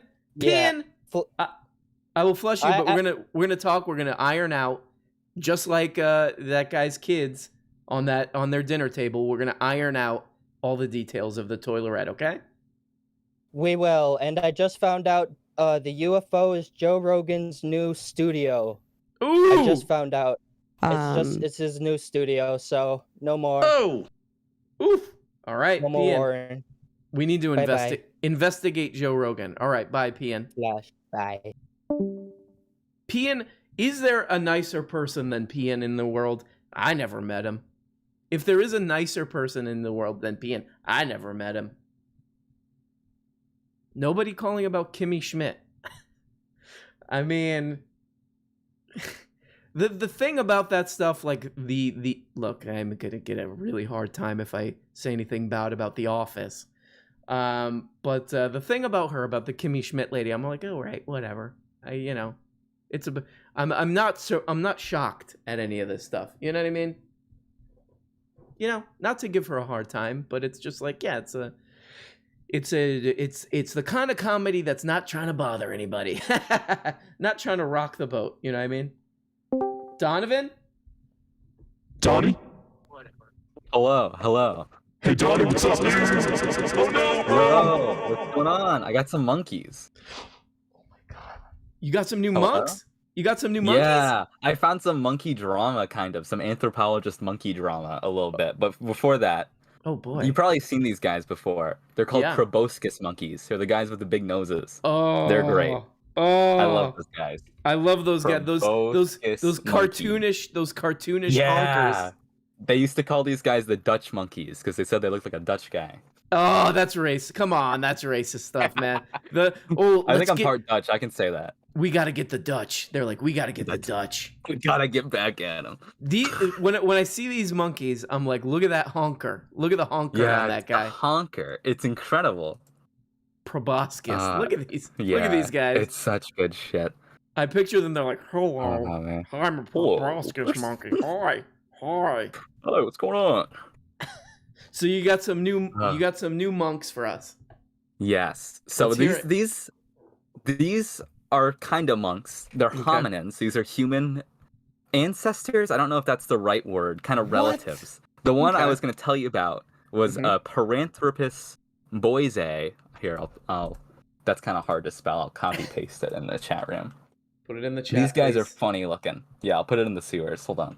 What chat are you in, by the way? The sewers. The sewers. Okay, let me go. Yeah. Go there. Paranthropus boise. That's it. These guys got like a huge brow ridge. That's sort of their defining characteristic. Let's take a look at these little creeps. Let's see what we These got are here. a different branch from us. They're not really related to us by very much, but they're pretty cool looking. How is that possible? These look straight up like this is basically these are me. recreations. The skull's gonna give you the best sort of look at it. Just look how huge that thing is. Look at that. Yeah, wow. Great stuff. But look at that brow. That is quite a brow. Yeah. I like the one of them just standing. Oh, that is good shit. Dude just standing in a field. He's like, what? What? Where am I? What's going on? I'm not a person yet. So just standing there getting bit by mosquitoes, not knowing what to do. Not knowing anything. So I took like an anthropology class last year, and so I know about this website. It's called Human Family Tree. It's by the Smithsonian, and it's got basically all the hominids in the family tree, and you can look at them. And I remembered the earliest hominid, Sahelanthropus chidensis. So I was looking this guy up, and I found some drama. I found some like genuine drama about this guy, Sahelanthropus. Sahelanthropus. Yes. So most people know this. Saul, it's Saul, like Saul Sahel. It's like Sahelanthropus. Got it. Chidensis. Okay. Let's hear it. If you look up Sahelanthropus, you'll probably find it. But what I found... can I say hold on, sorry. Can I say before I forget? Sorry to derail you. But somebody in the chat mentioned Batman's enemy, Roger Gould. They're saying that I'm saying that wrong. And I just want to say, I don't know what you're talking about. That's correct. No, that's how they write in the comics. Roger Gould. Yeah. That's the Marvel movie version where they make him a white guy. Exactly. Yeah. Hey, it's Raj. Hey, Raj. Hey, it's Raj. It's Roger Waters. Like, hello. Exactly. All right. Sorry. Okay, let's hear about this fool. So the Sahelanthropus thing, it was discovered in like 2001, 2002. They find it. They're immediately like, this thing's 6 million years old. It's the oldest hominin. The oldest one we found, right? Mm-hmm. And so they look at the bones and they look at him and they're like, yeah, it's a hominid. It's a hominin. But mysteriously what happened is people started looking at the bones and they said, like, this is more ape-like than it is human-like. And the killer for this would be the femur. Because with the femur, you can tell if it's bipedal or if it's on all fours, right? So if it's more ape or human. If they're on all fours, the femur is going to be like skinnier or what? It's going to look different. It's going to have a different structure. I don't know the specifics. I'm not like a bone expert. But No like problem, you can, like if you're an expert at it, you can inspect it and tell. Okay. What? And so what happens is the scientists working on it, I'm reading this article on evolutionnews.org. This is from this year, actually. I love that This site. might be like a hack fraud website. I love don't that know. site. No, that's a reliable Is it good? site. Okay. Yeah. Okay, so I read it, and basically what happened is people were working on it, and they're like, hey, we should look at the femur to tell if like this is like a hominid or not. Check that femur. Check that femur. Yeah, exactly. And the two main researchers were like, I don't think we should. I don't think that's important, but we'll like take it. We'll take it and we'll see what happens. Why? And they just took it, and it just disappeared. Like it was just gone. Mm-hmm. And 20 years later, they look at it, and they can tell by looking at it that it's most likely not bipedal. So it probably was not related to humans, or at least not as much as we thought. And so this is kind of like a big thing from what I learned in my anthropology class, is a lot of these like on the field anthropologists, they want to discover a new species really, really bad. That's like their goal. So they'll find some bones and they'll be like, this is a new species. And then there's always this huge debate, like, is this a new species? Is this another thing? This particularly happens a lot with Homo erectus, because that thing was on the planet for like over 1 million years, nearly 2 million. Wait, so, can I ask, are people rushing to say that they discovered a new species for like, they're like, this is going to give my career a little bump? Is that what's going on? Basically, yeah. That's kind of it. Also, yeah, it's also like, from what I remember, there's kind of... That's some shit that Brett Weinstein would be doing. Yeah, there's kind of one family that has like most control over all these expeditions and stuff, and they've been doing this for a long, long time. Why? Oh boy. It's this whole like thing. I didn't look too much into it, but it was weird. So this Sahelanthropus thing, it's probably not a human. It's probably more related to an ape. It's probably like a chimpanzee kind of thing. So a word of caution to these anthropologists out there. Take it easy. Don't rush into this stuff. Yeah, hominin stuff is very fascinating. Looking at like the history of how people looked for these things, because originally the reason why we know Neanderthals so well and Homo erectus is because those guys lived mostly in Europe and also parts of Asia. So when people first started looking for human ancestors, they were all European guys. And they were like, oh, humans must have come from Europe because we're the cool Europeans. These are all like racist maniacs who are like, obviously, it all started from us. Until this one guy found like this child skull in Africa and was like, hold on a minute. This thing's way older than all the stuff we found. And everyone started looking at Africa from then. And they started finding all these old stuff. And we're like, oh, okay, so we probably started in Africa. There you go. That's exactly. But I could see that though, like people so desperate to rush into these things and like get their name in the history books that they're There's these really fascinating footprints. They're from the same species that Lucy is, if you've heard of Lucy. Their footprints. Lucy the gorilla? Like the human ancestor. The species is the hominid. Lucy the hominid. Yeah, the Laetoli footprints. You can look at these, and these are footprints from that species from like millions of years ago, and they've been fossilized. Oof. It's super fascinating. You can see that they're like walking right next to each other. This is part of how we've learned about their behaviors and stuff. It's fascinating stuff. I love hominid stuff. This is us. Lucy is basically us. Like I'm looking at Lucy and I'm like, that's basically a guy. That's basically a guy. Yeah, that's it. That's what I look at. But the bones are really interesting. The species I had to like do a deep dive project on is called Ardipithecus ramidus, and they're way old. They're like 4 million years old, and they're super interesting because they still lived in trees a little bit. So they have these really long arms, super duper long arms. Oh my god, this is great. Tree swinging. Donovan, I'm gonna look more into these hominids. Yeah, will you look into hominids? Will you come back on the program and we'll do hominid corner? Hominin corner, archaeology corner. Yeah. All right, Donovan. I will talk to you. I will talk to you later.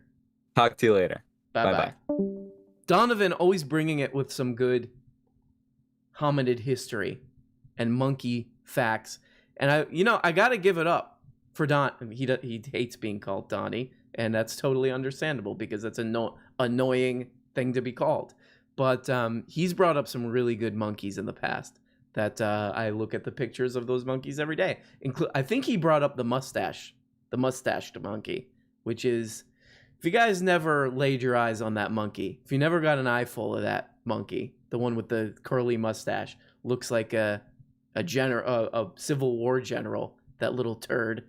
Please look it up. I can't remember what he's called though, but I guarantee it's in the Discord somewhere.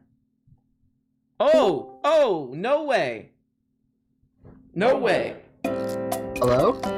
Colin, you are on the show. Hello. You are in the High Council, so we all respect you. Thank you, Colin, for helping the show and making the show. Colin, sorry, Colin. It's all right. Thanks for being on the. Thanks for talking to me today. This is just to give you a little bit of an introduction. Colin is part of this thing called the High Council. They ban people. Their first act was to ban me from the Discord and do a bunch of blackmail for me to be able to get back in. Thank you, Colin, for being on the show. How are you tonight?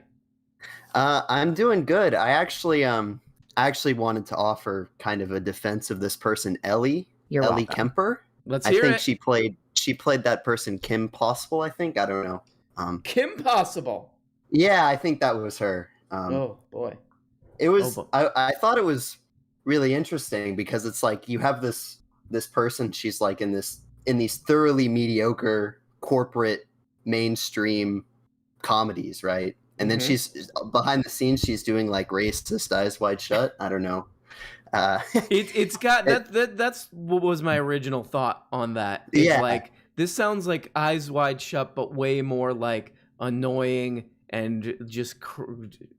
I would say equally as shitty, but annoying and nerdy and stupid and insufferable.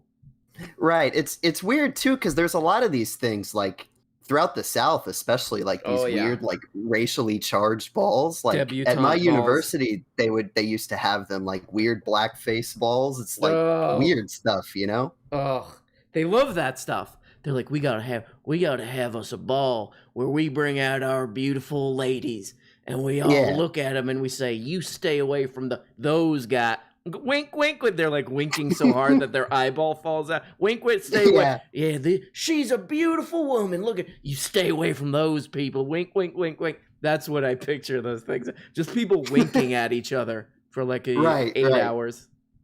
Instead of the masks like they have in Eyes Wide Shut, they just do like some goofy winks at each other and they dog whistle about it. They wear the masks, but the eye part is like totally cut out, so you can see all the winking that they're doing. We can't say this stuff out loud anymore, so we got to wink through our masks. You know what I mean? Richard Nixon was good at football. Says racist Eyes Wide Shut was the plot of Far Cry 5. Did you play Far Cry 5? Colin? I haven't played Far Cry 5, but I did recently watch Eyes Wide Shut. Okay, well, first I want to say, of the few video games that I've become that I ever got obsessed with, Far Cry 5 is one of them. Really, really good game. Really good game. But you recently saw Eyes Wide Shut? Yeah, I did. I know you're kind of a film fan. You like watching these flicks. You're always kind of talking about movies on this program. Hey, I'm kind of a film buff. Hey, man. Yeah, you're kind of a film guy. Yeah. You know how they say bookworm? I'm a film worm. You're a film worm? Worm. I wouldn't say I'm a film worm. Maybe I'm like a film. Is there a word for a baby worm? Like a film larva, maybe? Film larva. I love that. Yes. Yeah. Yes. So yes. I'm trying to watch the classics, as they say. Beautiful. I wanted to get your take on Eyes Wide Shut because I watched it and I was like, people think that like they killed Stanley Kubrick over that movie. I don't know. I've always heard that conspiracy theory. I don't know if it's as deep as people say it is. It's definitely a conspiracy theory. There's no evidence for that. I think that's how most people think of it, as like a goofy conspiracy theory. I mean, it's definitely, I would say that, there could be something to that. Maybe he was exposing something that's real, but who knows? Well, there's always these weird theories with Kubrick movies, like the moon landing and the Shining thing. There's always people. Yep. People always think he's putting these hidden messages in his movies. I don't know. I also want to recommend. Yeah, no, definitely. Look, he was smart enough that and really like a really knowledgeable guy as far as like history. Like he was really obsessed with history and stuff, which he took. I think honestly took The Shining and made it into something deeper. With all these references to Native Americans and history repeating itself, right? At the macro and micro level and all this stuff, and whether or not Danny was going to end the cycle of violence and all that stuff is really, I think, he's obviously like a really, really smart guy. But besides the conspiracy theory, which we can only kind of speculate on, did you like Eyes Wide Shut, and what did you take away from it? I liked it. I thought that everything, like once Tom Cruise kind of like enters the secret sex dungeon, was really tense and really scary and interesting. I kind of found the other, like the stuff with his wife, a little more, like, I guess, less interesting. I wasn't as hooked in the beginning as I was with like other Kubrick movies, for example. Yeah, like that's almost universal. Like everybody's like, what is going on here? Why is this so unwatchable? Yeah, I don't know. I think I might need to watch it again because I do think there's got to be something going on there, right? That he's trying to talk about. I don't really buy the theory. Like, obviously the elites are up to some weird stuff, like with this Ellie Kendrick or stuff. But I wonder what he was really trying to say with it, I guess. So it's an adaptation of an old story. I think the guy's name is Schnitzler, who wrote Schnitzler, who wrote the book. I think all his stories are like in the public domain now. And I read some of his older stories. There's really good. They're really good. But what I always took, because if you look at that in the same terms as like as The Shining, all these historical references and stuff. This is my little take, and whatever, I could be wrong on this, on Eyes Wide Shut, is that he was going, so those kind of annoying scenes in the beginning where he's like arguing with his wife and all that, as bad as they are, and people have talked about the weed, that their weed looks pretty shitty. It looks like they got just stems and seeds or something. But like so the premise is that Tom Cruise, it's like a jealousy fight, right? She talks about how she had this fantasy, and Zizek talks about this too. He's basically like the male fantasy can't keep up with the female fantasy, is his theory on it. But my idea about this is that he has this jealousy, almost like that he wants to own what's his wife's name? Nicole Kidman. He basically, there's like an ownership thing with his approach to jealousy, that she's like not allowed to have this fantasy. And then I think like the rest of the movie is kind of a projection on sort of the history. And again, I see Stanley Kubrick as a guy who's very, very tapped into history. He kind of goes through a projection of why women are viewed that way, especially from men. And you have long parts that are almost become insufferable, like the young woman prostitution part. You remember that part? Yeah, that part was really uncomfortable. That was like my least favorite. I was like, ew, why is this in the movie? It felt so unnecessary. In this context, it kind of makes sense, because you have a guy who he first is like, basically like it's an ownership relationship where he owns this daughter, and then he starts using her for profit with those businessmen. So he's like walking through visually this history of how women are treated as property, basically. And every scene you could basically make a sense in that way, all the way up to this, the shadowy, what they would call quote unquote elite shadowy group, of how they use women in this context where they're always, they have to do that ritual where they kneel and all this stuff. That's always how I looked at it. It's basically that's really interesting. Yeah, he took a micro, a small interaction between a husband and wife and amplified it through a historical journey through Tom Cruise. I guess the Tom Cruise's interactions and like different steps throughout, like little examples of history and stuff like that. That's my take. I could be wrong, but if you watch it with that context, at least to me, it makes sense.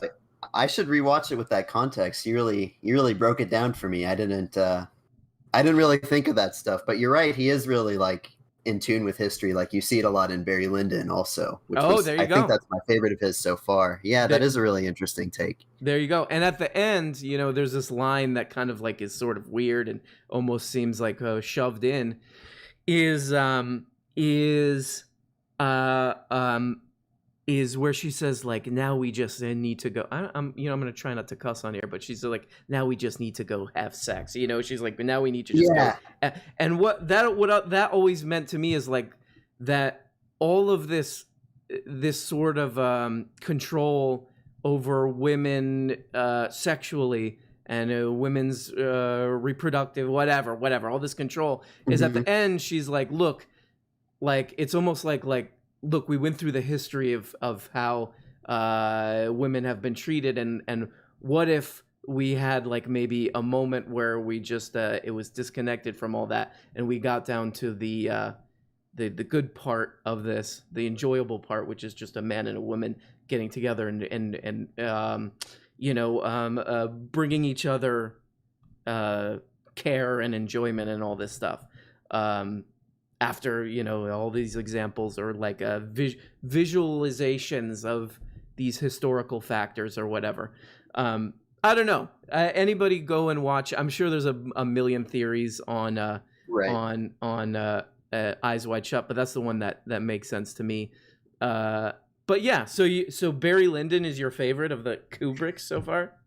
Yeah. So I've seen Barry Lyndon, Eyes Wide Shut, The Shining, and Clockwork Orange. That's what I've watched so far. I just think Barry Lyndon was very beautiful. Like when you look at like, obviously people talk about the cinematography, but everything from the music and the costumes, I thought it was really great. I guess I totally agree. And if you want to get like, I wanted to. I definitely have recommended this on the stream. But there's a documentary that I think is just uploaded to YouTube or maybe Vimeo called Kubrick's Boxes, where it's all it goes through after he died. They went into this storage facility that he had, where he was upset. He was clearly like, if not OCD, he was just like very obsessive about details in movies. Yeah. And basically, yeah, they went through all his old boxes. And for example, one thing that they found is for Eyes Wide Shut, there's the red door that they go in when he meets that sex worker. He sent like people, like scouts basically, to take thousands of pictures of doors just to find that door to put for that little shot. So he was super obsessive about this stuff, and they go through all these old boxes, and he wasn't just obsessed with like that part. He was obsessed with the actual boxes that he kept this stuff in. Like he had custom made boxes. It's very, very odd, but an interesting like behind the scenes, a twist on like a behind the scenes documentary. Yeah, that sounds really interesting. I obviously, I guess, like the story about Shelley Duvall and The Shining is really infamous, but like you can really see his attention to detail in Barry Lyndon, like with his history, like you're talking about, like just the authenticity with like everything from like even just the military scenes seem just so accurate. It's like someone with a very basic knowledge of that time period, I guess. I think that's also why I loved it. Another one is Paths of Glory. Like you hear stuff about World War I, like World War I is almost like you have to think of it almost like abstract, but he got like the trenches, like these shots of like guys in the trenches, like so good, like so real looking, that right. And he's one of the great like anti-war directors, and I think Paths of Glory is like probably up there, one of the best. But yeah, you're right. That attention to detail is like, you know, that's maybe why he was kind of a crazy guy. Is that you know, really obsessive level of detail. I'll watch Paths of Glory and I'll get back to you. It's on my watch list for sure. It looks really good, and I've heard a lot of great things about it. Like it seems to rank pretty highly on like people's rankings of Kubrick movies, and I had never heard of it until I was like intentionally looking at Kubrick movies to watch. Yeah. So check it out. I guess that's my homework from the stream. Yeah, come back and let us know what you think of it. It's very intense. I mean, it's a real serious anti-war movie, and it's intense, but like, let us know what you think. I will.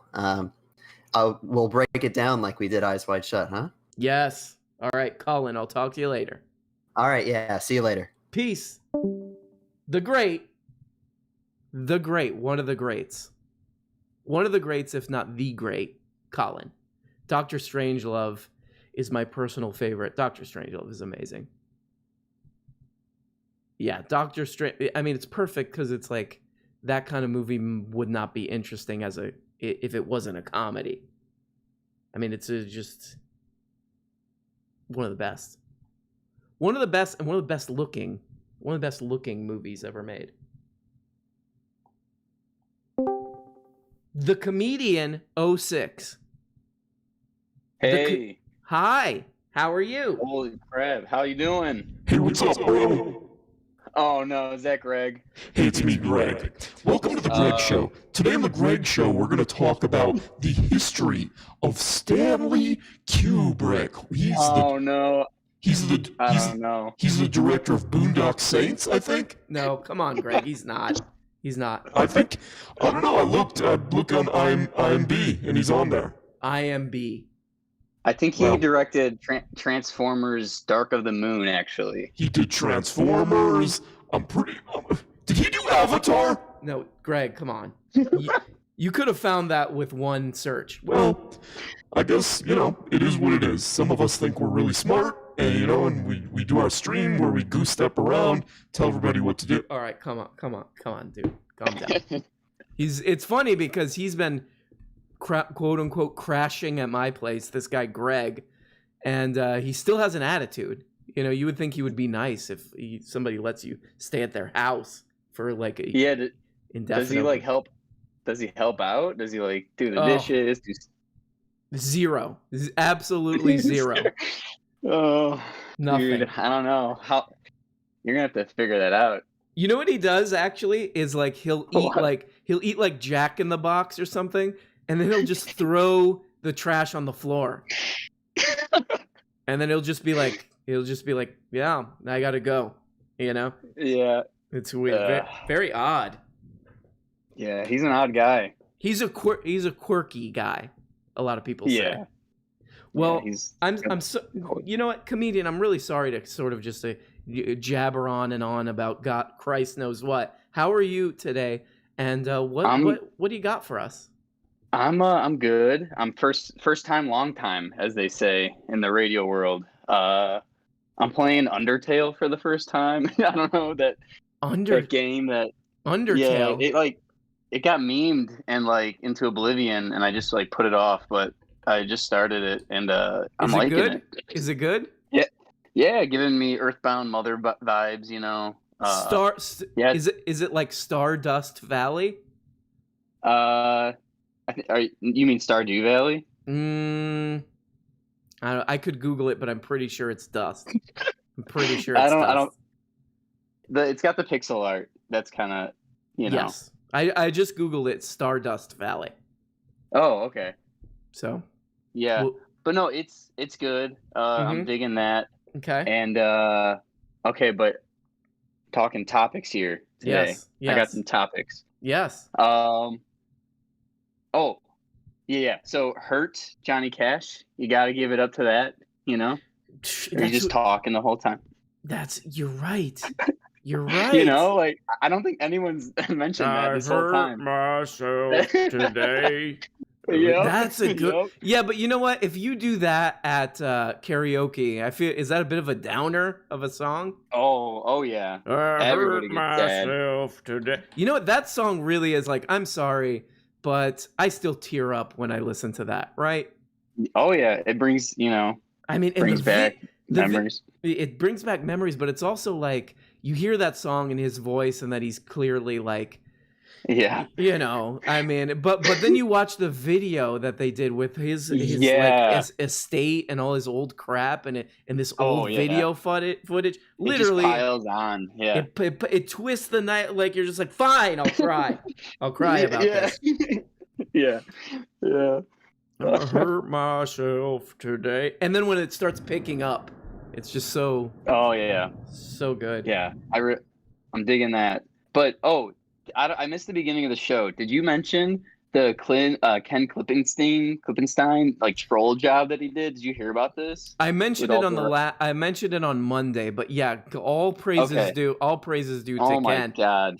That is great. And not only did he so anybody who doesn't know, Ken Klippenstein put a picture to Matt Gaetz and I think Candace Owens and some other idiots, and he put a picture of Lee Harvey Oswald with his Marines uniform on and said, "Hey, my dad was a Marine. Can you please give him a shout out, on Memorial Day?" And they all fell for it. And not only that, so not only did he get them, not only did he get these idiots who anybody who's ever read anything about the Kennedy assassination would know instantly that guy's face. Or anybody who's ever read any history would instantly recognize that guy's face. These leftists, they don't know anything about history. Exactly. And so Candy Owens retweets it, Matt Gaetz retweets it, and he gets them. I mean, it's one not only that, it's the story went viral too. So it's just yeah, he rolled these fools. After Gaetz retweeted it or whatever, he changed his Twitter handle to Matt Gaetz is a pedo. Yeah, I saw that too. Yeah, Ken Klippenstein has now entered national treasure hero territory. Oh yeah, 100%. Yeah, I got a kick out of that when I saw that. That was great. He's who we should memorialize. He's who we should memorialize on Memorial Day. Memorial Day instead of honoring soldiers and stuff. It's to commemorate the time in 2021 where Ken Klippenstein totally tricked a bunch of idiots on Twitter. Well, I guess he did it a year or two ago too, and he retweeted Jack Nicholson's character. Yes, from You Can't Handle the Truth. Yeah, from You Can't Handle the Truth. That movie. Yes. Oh, so good. Yeah, I was dying when I saw that too. Oh boy. Oh, dude. Well, comedian, do you have anything else for us, or should I flush you? Well, I got a couple movie recs that have been piling up. Give us the rapid fire. What? Okay, rapid fire. Wind River. You ever see that? Wind River? No. What is this? So it's from the writer who did Sicario and Hell or High Water. Very good. Great movie. And then I recently I went on a Guy Ritchie binge. I watched Man from U.N.C.L.E. Okay. Did you ever see that? No. Is it good? Yeah. It kind of it's a satire on the James Bond stuff. It's really funny. The you know what? I got to, before I forget, I got to say J Bone made a really good point. Paths of Glory dissects the evil disconnect between the bourgeois officer class and the grunts that were asked to die in the trenches. J Bone, that's exactly right. Right. He's straight up, that's exactly what that movie is. And really, you can't walk out of that movie without at least questioning, hey, maybe war is a really bad thing. But anyway, sorry, let's hit us with more Guy Ritchie, the comedian. Yeah, so The Gentleman with Matthew McConaughey. Did you see that one? That's another Guy Ritchie, right? Is McConaughey doing a Cockney accent in that movie? No, he's the American in the What? story. Okay. Like thank God. yeah yeah, thank God. No, but that one came out right at the beginning of COVID, so I think it went under everybody's radar. It was like February, and then it just COVID took off and nobody saw it. But I like that one, and the newest one he did, Wrath of Man, was actually pretty solid with Jason Statham, which I wasn't really expecting much out of it. There's a lot of cool story structure that he does kind of in the second act that I was not expecting, and I was like so pleasantly surprised by it. And like Statham, he can act like for that kind of role when he's got a good director, but he's just been, in these like Fast and Furious things and these kind of goofy movies like The Meg, that giant shark movie. Oh, The Meg. I want to rewatch Crank. I want to see if Crank still holds up.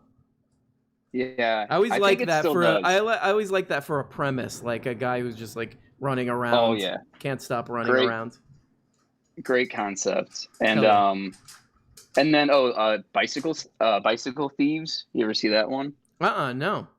I thought you were gonna recommend the movie from the 30s, Bicycle Thief. I was like, okay, we're going way back to film class here. Well, So Bicycle Thieves. It's also known as Bicycle Thief in the U.S., but it's the Italian. We might be thinking of the same movie. It came out in like 40s. Yeah. Okay. We are thinking of the same movie. Yes. Yeah. Yes. So that's like threw a bunch of new school movies. Now I'm throwing an old school classic. I love that movie. I like it. All right. I'm gonna go back. I have seen that before, and I know that is a classic. I'm gonna go back. Yeah, I recently rewatched it, and I think it's super relevant and topical even today, which says a lot, Listen to this. Listen to this from Alpha Centcom. Crank still holds up, and Crank 2 was even better? What? Dang. Okay, see, I don't really remember Crank 2 all that much. Me either. I might have to rewatch Crank 2. Do a little Crank back to back. I might have to crank out 2 cranks. Yeah. I don't even know. Let's not go there. Comedian. Yeah, I will talk to you next time. Wait. One last thing. Sorry, one last thing. Let's hear it. Okay, I want to say thank you because I started watching your videos months and months ago, and I would comment, not under the comedian, I had like a different YouTube username or whatever, and you gave me a great suggestion to get my vaccine because I was part of the essential group stuff, and you're like, hey, idiot, try going to like a different county, and sure enough, I did, and I got it. So it worked. Praise be to RM. I got vaxxed because of you. Yeah. Very good. Well, comedian, I'm glad to hear it. No side effects? No. I just had a headache like one of the days, but I get headaches kind of frequently, so all right, could have just been another day. I also signed up for the toilerette. Oh, are you gonna try to make a move on Chipford? I'm trying to court the Chipford. Yes. Oh, I love it. I think so far you sound like a very cool person, so it might work out with Chipford. That would be cool. That would be really cool if maybe like you guys hit it off and there's like it'll be the first like marriage of the show or something. But look, man, wouldn't that be something? I don't want to. Let's not get ahead of ourselves. Let's calm down. All right. Well, comedian, I will talk to you later. All right, later. Bye. I don't know if you guys can hear this in the background, but it is like there's like a tornado happening outside of my home right now. It was literally like hailing and sounded like the window was gonna break. Good God. So guys, if I get shards of glass in my face and all about my eyeballs during this stream, please call for help. Guys, it's 10 p.m., guys. We might have to do rapid fire through this really quick. Jungle Jade. Hey. Hi. This is the show. Jungle Jade, welcome to the program. We want to hear what you've got to say, and maybe you can go on a date with Chippy. Jade? Hi, this is me. Oh, wow. I was not even... Oh. Jade, nice. You really pulled... It's nice to finally be on the program, huh? No, Jade, I'm. Believe me, the pleasure is all mine.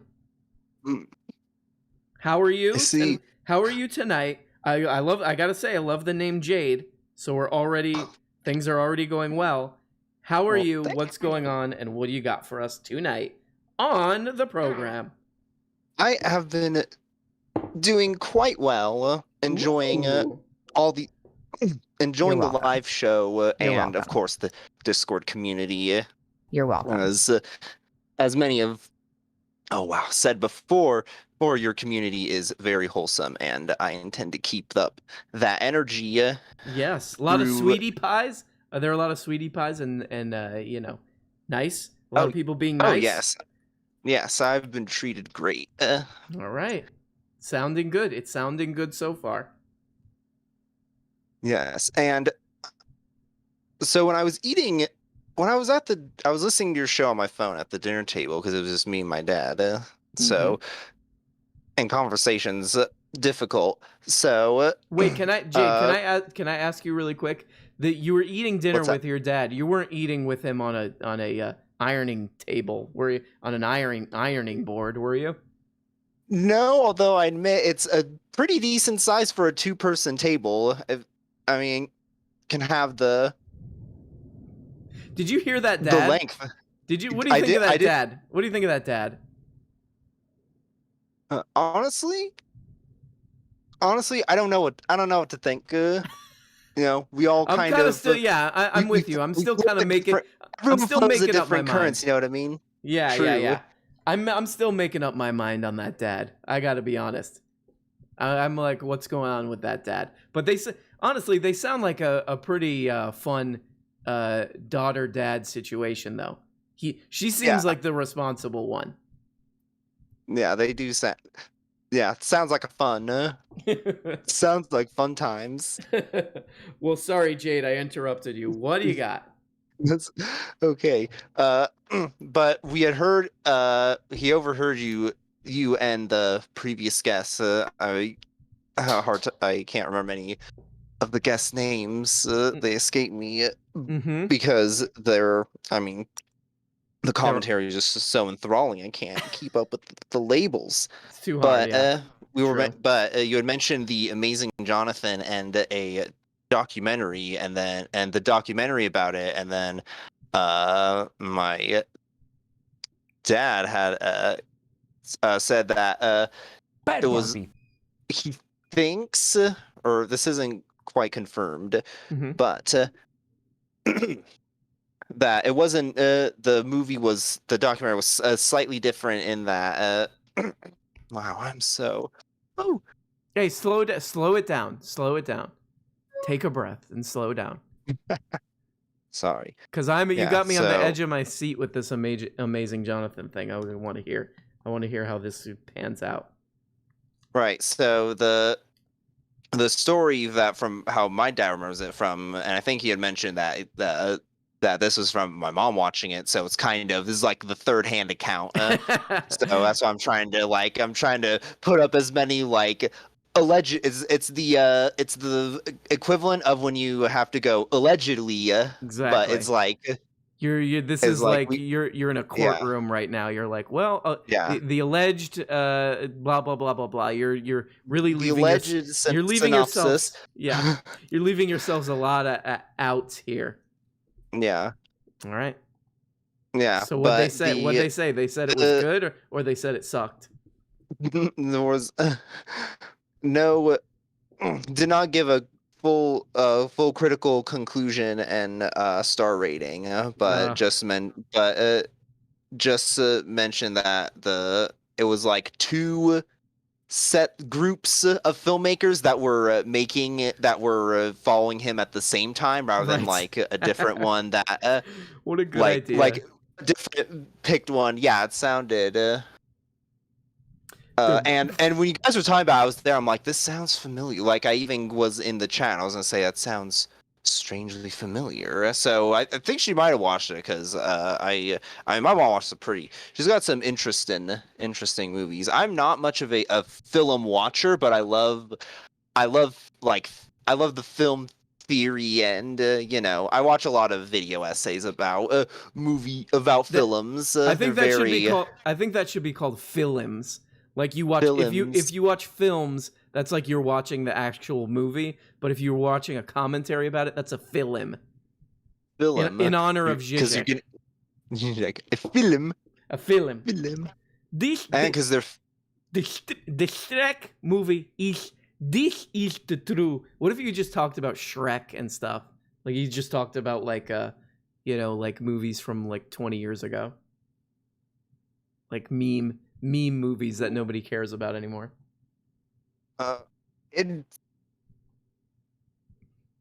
think it would be easy content for a short while, but you'd have to hear it'd get like old.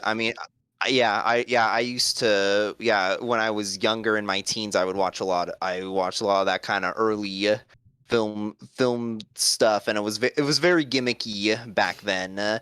Oh yeah. Well, how dare you talk about Shrek like that? That's what I'll say. But Jungle Jade, I'm gonna have to flush you because we got to race through these final calls. Oh, yes, of course. I'm just happy to have been on the program and to introduce myself to you and the High Council. They've been they were treating me quite well. Did not get banned yet. Did not get banned yet. All praises due to the High Council. Jade, that's very true. I will talk to you soon. Bye. I will talk to you soon as well. Bye. Goodbye there from Jade at the end. Here we go. Final calls. Thank you. Final calls. That's so majority report. Shenanigans. What up? Hi. Thank you. What's happening? What's happening? So much, and it's all great, and I'm really excited. And I've been wanting to share this plot with you. Bad Barbie. It's been driving me up the wall, driving me bonkers. I did a super chat, and I asked for you to read it.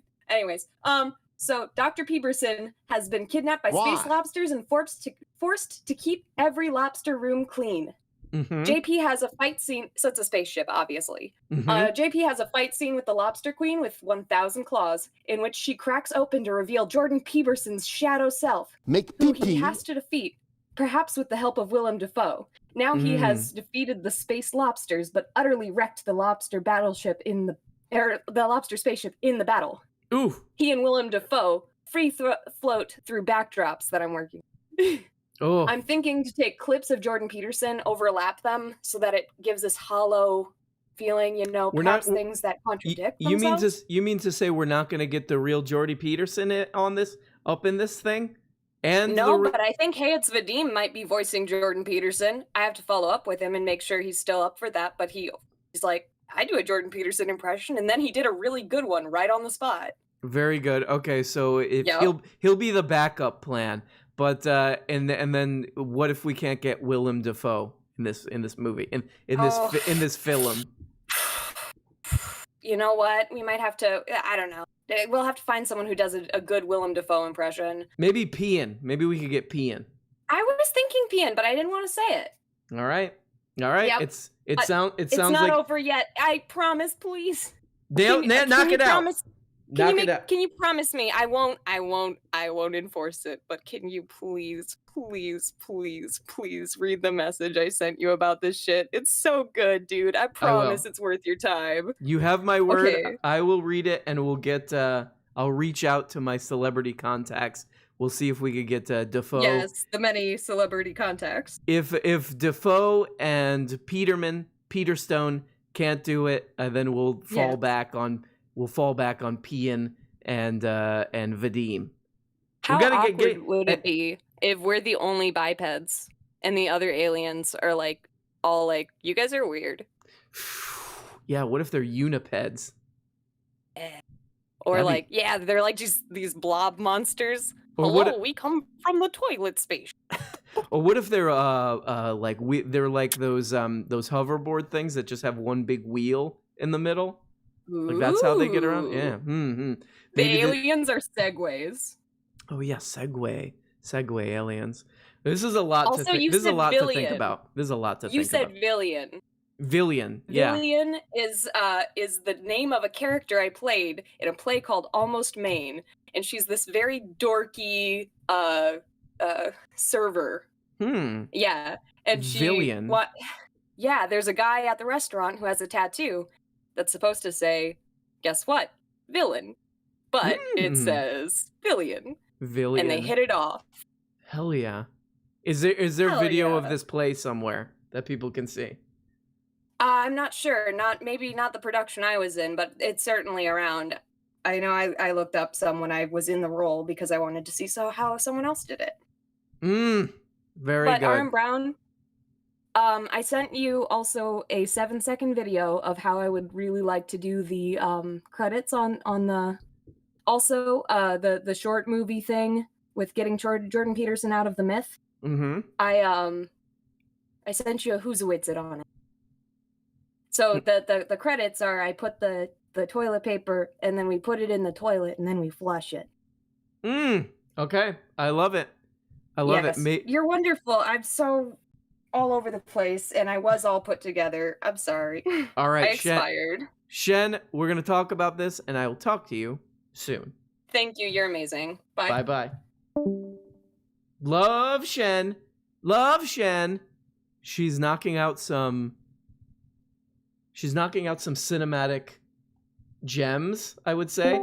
Here we go. Last two calls and we're going to take some IMs. We got Myth Vengeance. Myth Vengeance. Where are you? What's going on, buddy? Hey, what's up, dude? Hey, what's up, dude? What's going Hey, on, what's up? man? What's up, bro? How you hanging, dude? Don't talk like that, Craig. Better knock it right off. Myth, how are you? How's it going? Hey, I'm doing good, buddy. How about you? Oh, pretty good. What do you got for us tonight on the program? So you brought up the Amazing Jonathan earlier. Yes, a lot of action from a lot of people interested in Amazing Jonathan. Yes. I'm just surprised at how many people have heard of him. To be honest, he was a Las Vegas show guy, you know. Yeah, right. He only had a couple of specials. Yeah, on Comedy Central. Somebody wrote shoe on nanigans. Yeah, I get shenanigans is I think she's like my shoe on head, right? But yeah, weird, right? Like he had those specials, but he was like, I feel like for like young boys, he was really like inspiring because he was just like kind of kooky and like doing all these prop comedy and magic and stuff, you know? Right, it's silly. But you hit on a point that is so true. He's kind of doing a style of comedy that isn't really as popular today. You know, it's kind of a Jay Leno-esque sort of. Yes. Or what's his name? Zany guy, Bob Zany. Yep. You know, a little bit older style of comedy. You know, but I like that. You know, they're almost like memeing about it now because they know it's old school. Who's the 20 who's like the more current Amazing Jonathan? Would it be like Reggie Watts or something? Bo Burnham? Oh, okay, yeah. Bill Burnham or Bo Burnham? Bill Burnham? Bill Burnham? But anyway, it's really not. It doesn't exist anymore. The story with that is I actually was one of the guys in his show. If you're familiar with that special or whatever, he has one of the audience members check the $20 bill or the $100 bill. You know. Yep. In Vegas, I got to be that guy who he was having check the $20 bill, and then he started fucking with me. He's like, "What are you, a ninja lobster? You having trouble grabbing it?" Oh, that's another thing with that kind of comedy and that kind of guy is he has to like harass the people that he brings on stage, sort of. Literally. But like so anyway, one of his jokes, I don't know if excuse me, buddy, please don't go.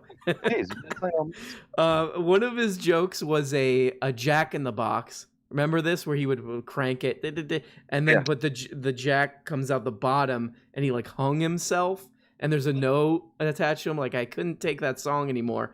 Like that back then was like just like drop like, dead. Oh my god, can you believe this? Like 2 people died from laughing at that joke in that audience.